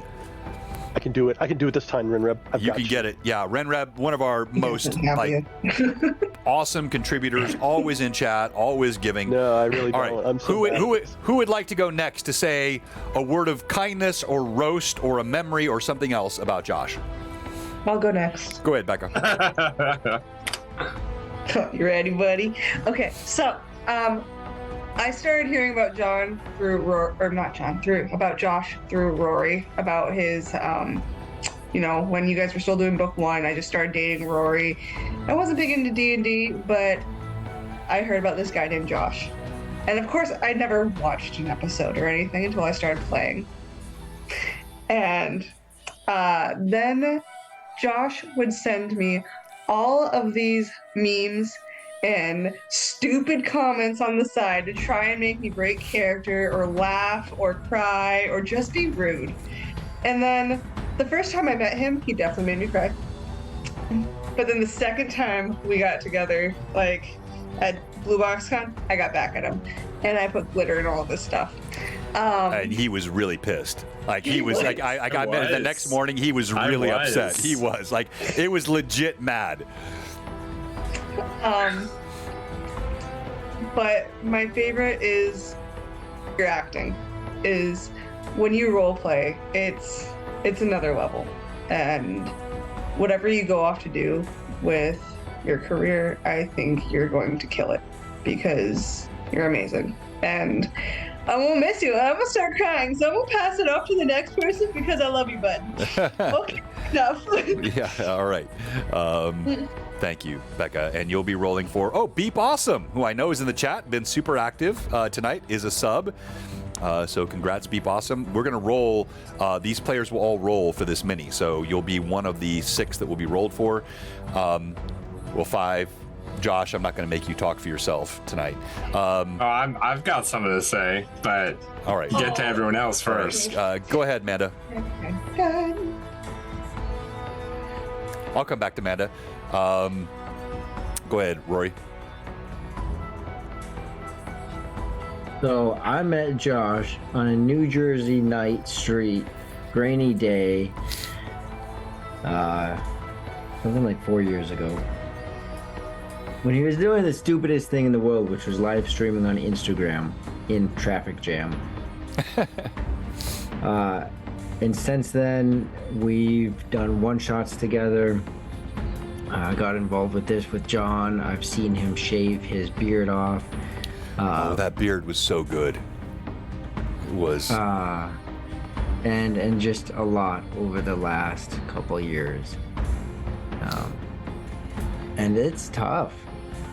Like, it's like you're gone now. And the rest of the old crew is gone. Yeah. 4 years is a long time. You're not even next door to me. Yeah. Like, you're half a country away. So seriously, 7-hour flight. Get over here. But just a lot of stuff. I mean, we've had a lot of dialogue. The last couple of Blue Box cons. There's just been a lot of memories from Brim. A lot of them with Brim. And just side conversations that you and Vivi and I would have, and just not those conversations. But there's just a lot of really good memories, Josh. So yeah. Thank you, Rory.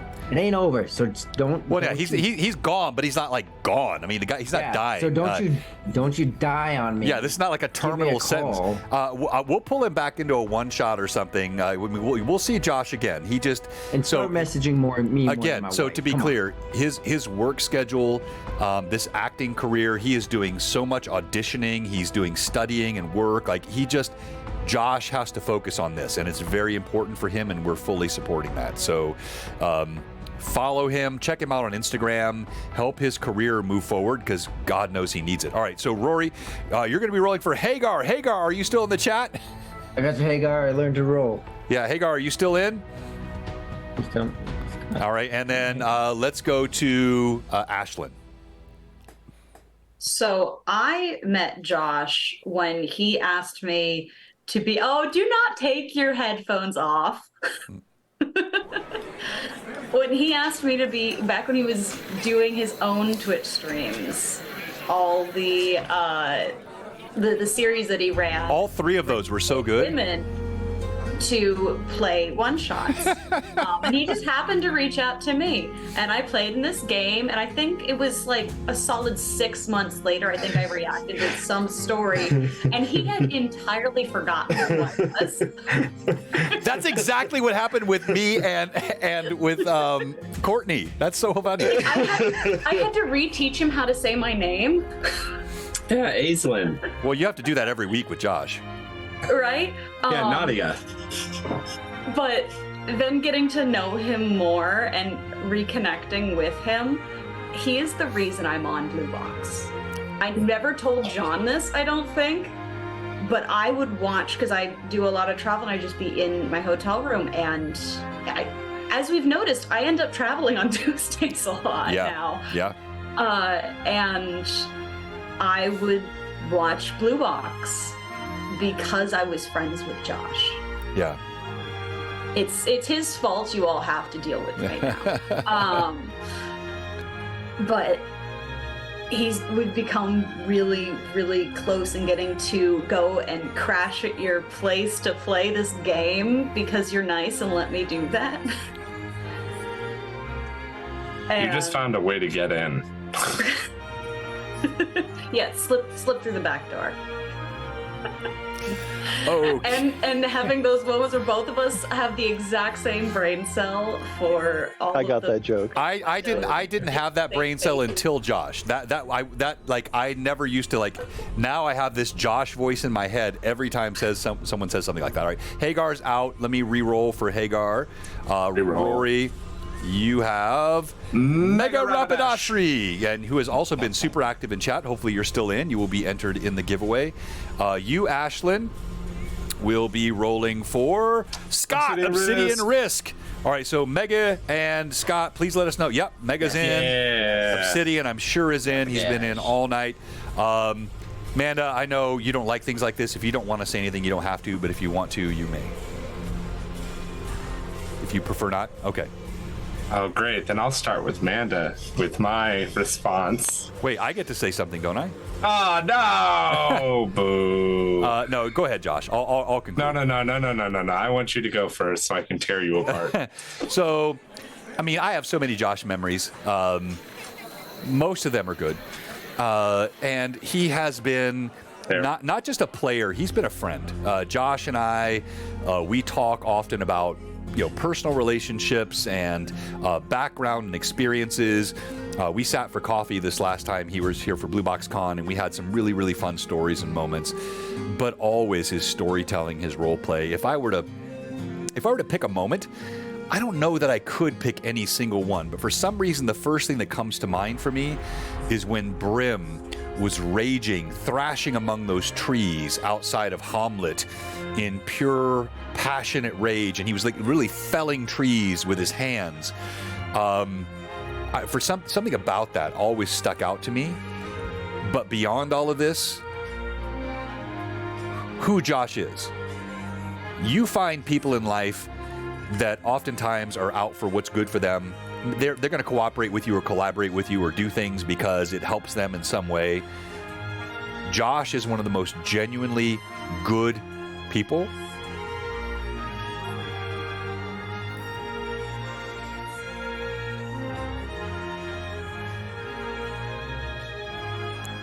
Yeah. I'm done.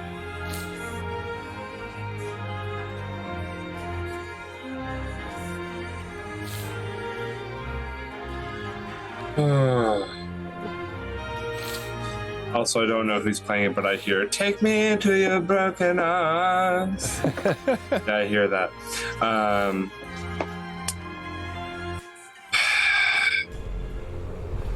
I'll start with John. Also, whoever is playing that is distracting me so hard. Yeah, who is that? Is that coming? Yeah, John, I think it's coming from you. I don't know where. It's not me, and the rest of them are muted. All right, let me kill everything else here. Kill that. I don't even know what that song is. There's some pop-up in a random... Yeah, I was like... There's like an Allstate commercial playing. Exactly. Perfect timing, I guess. I was like, I'm right here, like, trying. I'm like, I can't, because I'm laughing, but also crying internally. All right, I'll just mute. You go ahead. Okay.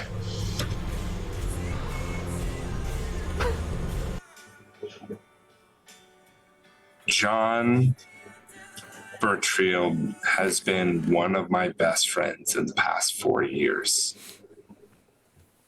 He has been someone that I remember I once found the correct metaphor for who he is as a DM. And I told him that many other DMs I've played with put you in a cage or give you boundaries. And John makes sure to give you a field. Gives you places to graze. Now, there is a fence. He won't let you go beyond fade to black, supposedly. But everything within that fence is allowed. Everything there, his world is open to his players, and even though he'll consistently try and kill you, it's not because he doesn't love you. John is a phenomenal DM. And he has been someone that supported me when I really had no one else. The times in my life where I didn't have a lot of money and didn't have a lot else to do because COVID was going on. When I first met John, it was because of Fable 42.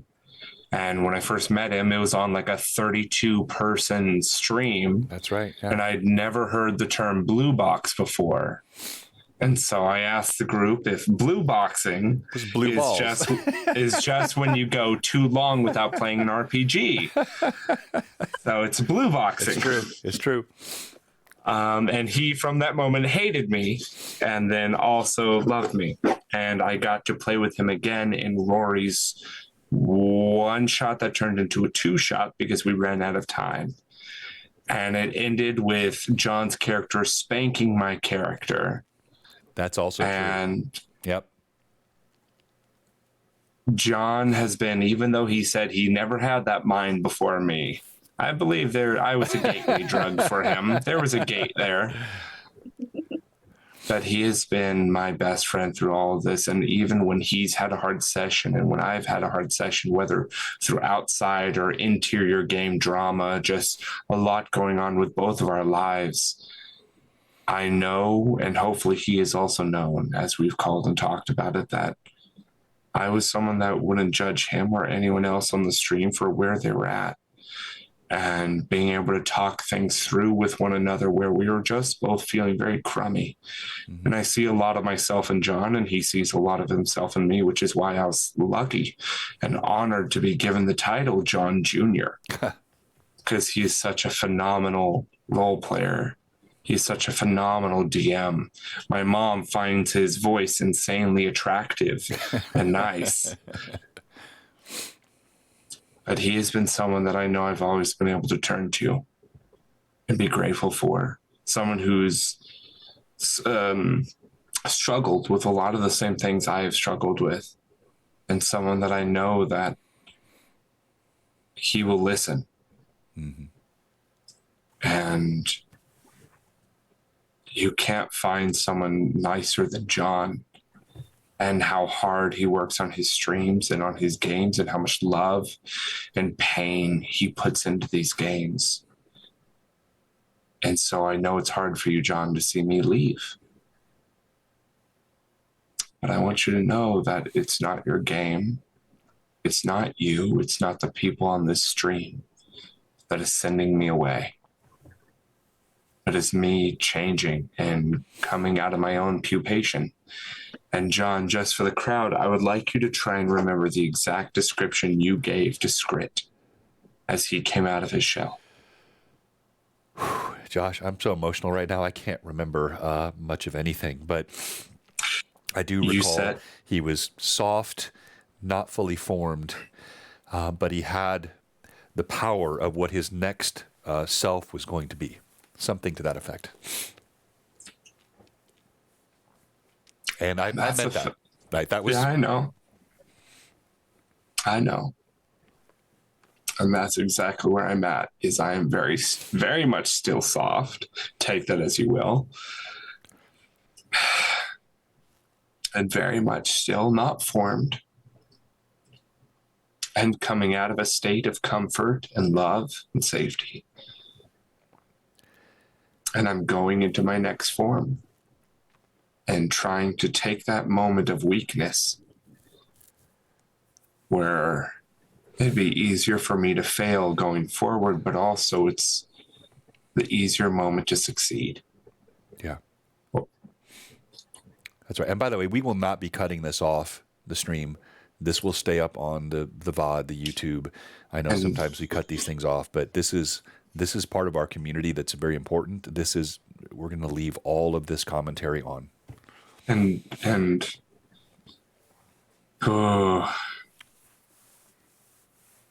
this has been 4 years. 4 years. 3 to 4 years of 3 different storylines, which will take me to Rory. Rory, through 3 storylines, you have been my best friend. I know we have very different humors at times and very different mental images and way things work, and how often I was confused by Gimbal in book 1 on what the heck is he doing? And then it worked out. Or he killed half the team and then it worked out. But through all of it, you have been my best friend. Through different storylines, even within the second storyline as Rasmus.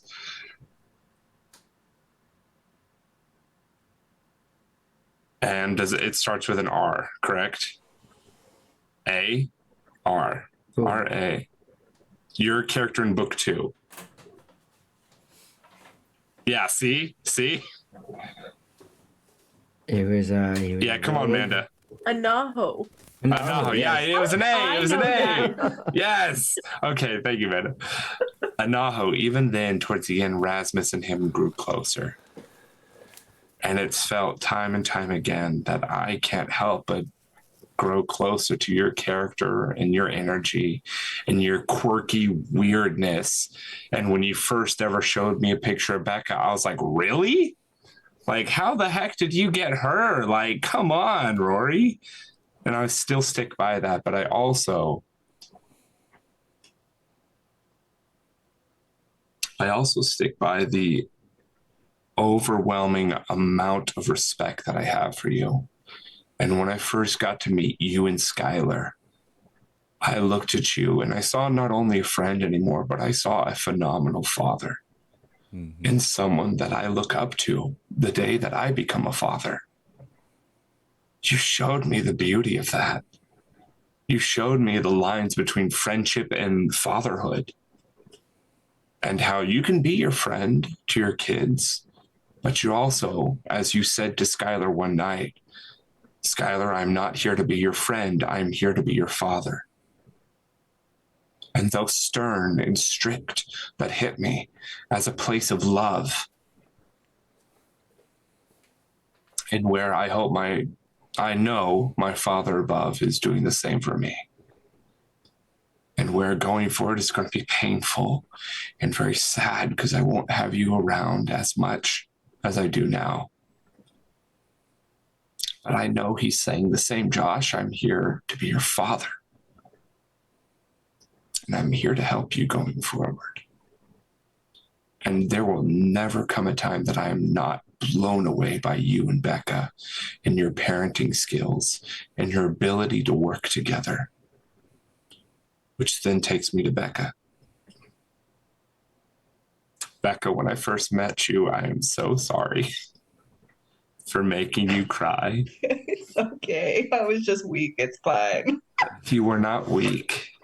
It came from a point of not being able to fully communicate as I should have with you prior to that point. And you helped me learn something as well of the relationships and statuses between people. And also what I had thought I had learned up to that point of when to joke and when not to joke. And you helped me learn that further. You also helped me learn a lot of patience. That's the best way to put it.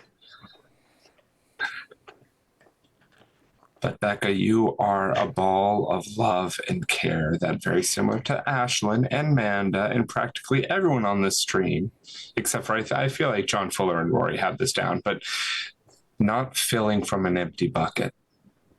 You love so much that you scoop it out of yourself to give it to the persons and people you love. And if it meant staying up for another 4 hours on this stream just to talk back and forth about the love of one another, you would do it, even though it's very much bad for your health. Oh, she's come on after 12-hour shifts. And yeah. Like, Becca, you are amazing. You are phenomenal. And please do not let yourself feel anything less. I'm sorry I won't be able to be here anymore to make the side jokes with you and hype up Lucius as gleaming as he can be. And also be able to call out other members of the team for not speaking over you. But Becca, I'm lucky to know you. And I'm grateful that I've had the time to get to know you in these past year and a half. You're a wonderful person and woman that I am glad that Rory was lucky enough to be able to snag and trick into staying around long enough that you could become such a nerd and such a wonderful team together. Thank you. Which then will take me to John Fuller. Then I'll go to Manda. No. Then I'll go to Ashlyn. Then I'll go to Manda. Because I really want to tear Manda apart. John, you also helped me figure out when and when not to joke. And the times that you've helped actually call me out on being like, hey, dude, this is not your time. This is this player's time. This is their moment. And I'm grateful for that. And if you ever second guess, it was like, ooh, maybe I was too tough, which I don't think you did. You're a father. You're used to that. He's a bug. He's a bug. He's my bug. Thank you. You're a good man and a great father. You make time for your kids, and you make sure that cutoff time is at least 10 minutes around when you need it to be for John to actually cut it off. But you're there for your kids, and that's huge to me as well, even though I've never met you in person, never met your wife or your kids. You're phenomenal for making that time for them and showing that love for them as you do for us. And as you need to jump off at some point, or maybe grab your kid,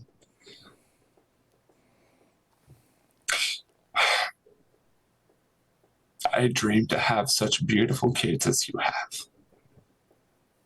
And to be such a phenomenal father and such a good-looking dude. You're gonna have to marry up to get a kid like that, Josh. Yeah, honestly, I'm already knowing, like, John, you are an incredible role player. You play your character to a freaking fault, whether donkey kicking indoors or telling Zephatok off because you got knocked out. But that was the point. Your cosplay skills are out of this world. Oh, yeah. And I'm grateful for you in this stream, and I'm so glad you didn't have to dip early to no longer be part of this stream. This storyline needs you, and I'm grateful you're here for it. Ashlyn, you're the worst. You have brought a lot of love and have become the face of this group because Lucius just sucks. Shut up, Becca. You know that's not true. John always says I don't mourn the death of a character,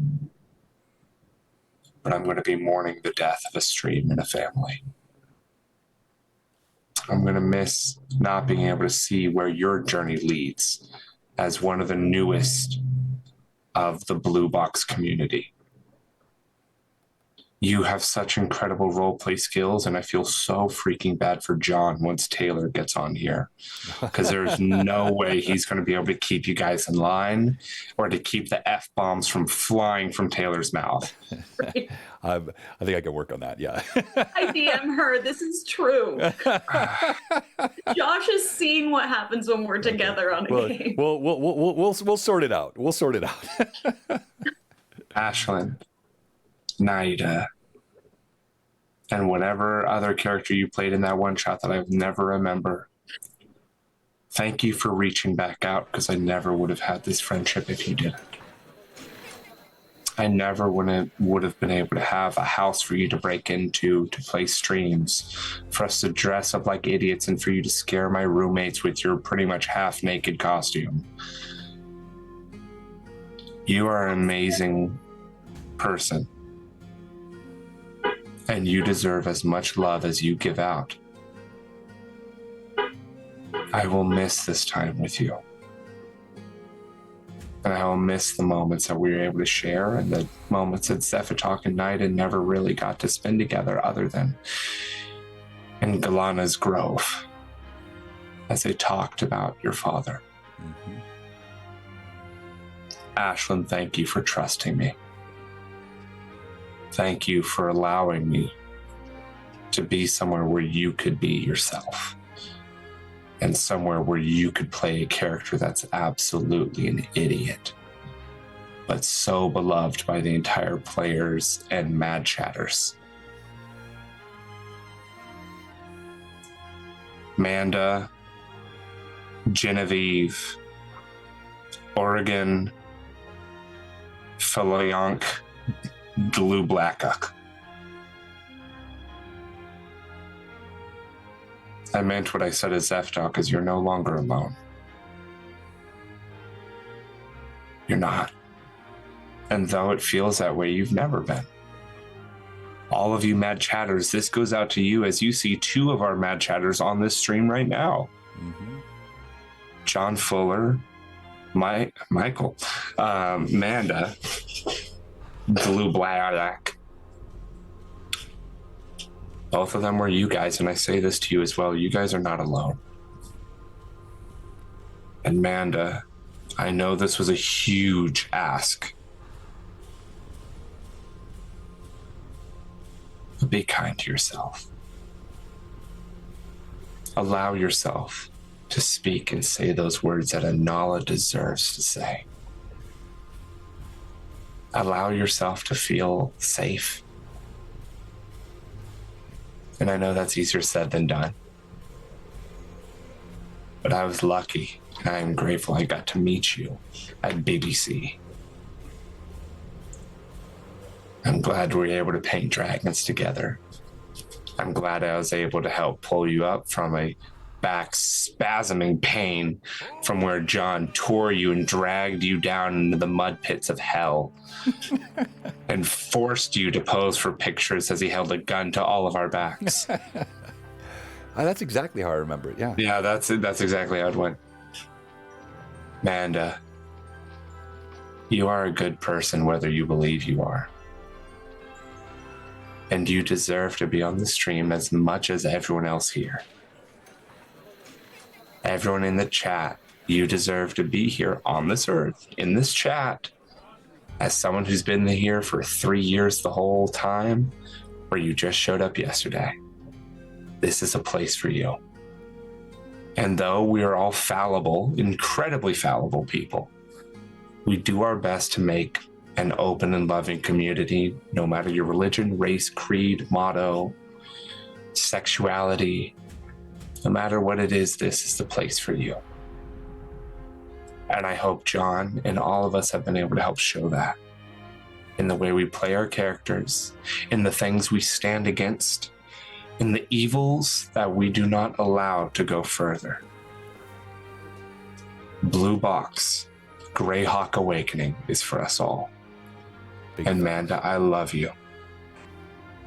Ashlyn, I love you. Becca, I love you. John Fuller, I love you. Rory, Self, I love you.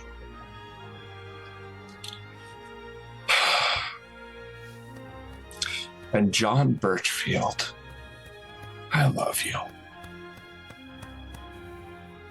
Thank you for making these 4 years phenomenal. I will not forget them.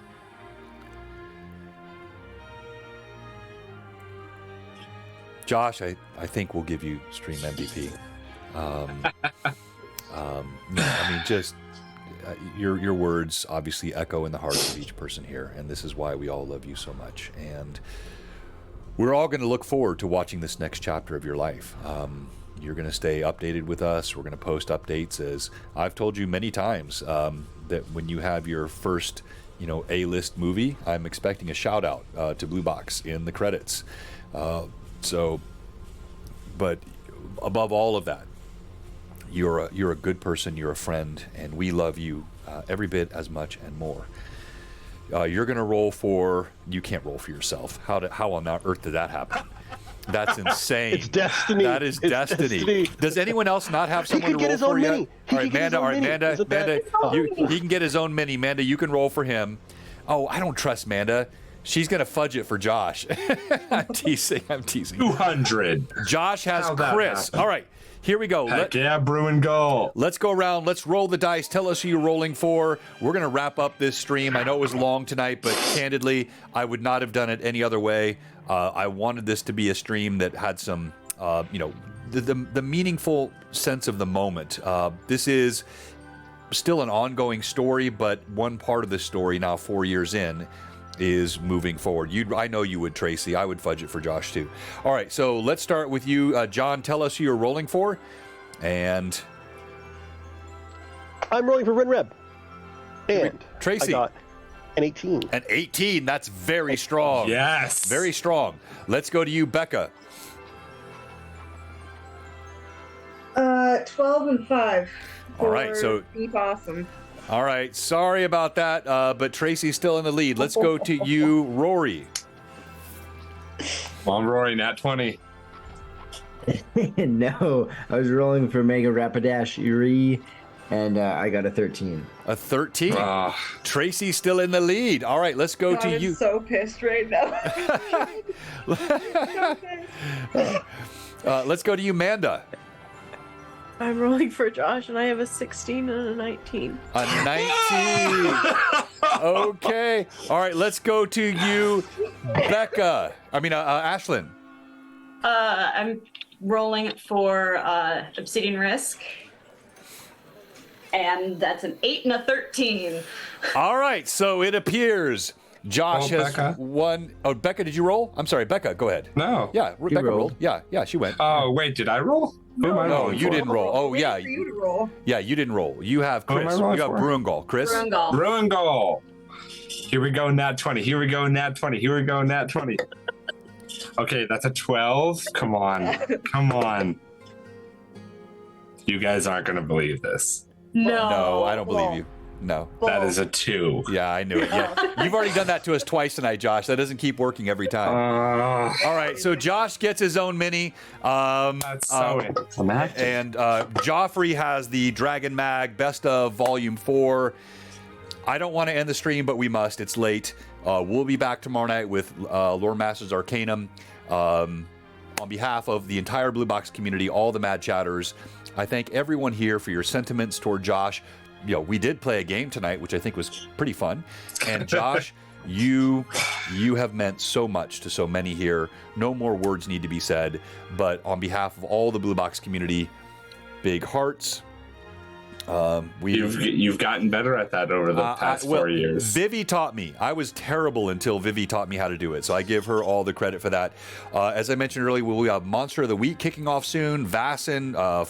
We have Fall of Red Dawn, of course. We have Friday Night Crusades. We now have Blue Box Studio B kicking off. There's a lot of fun stuff coming. The replacement for Zephatok. Not for Josh. You cannot replace Josh.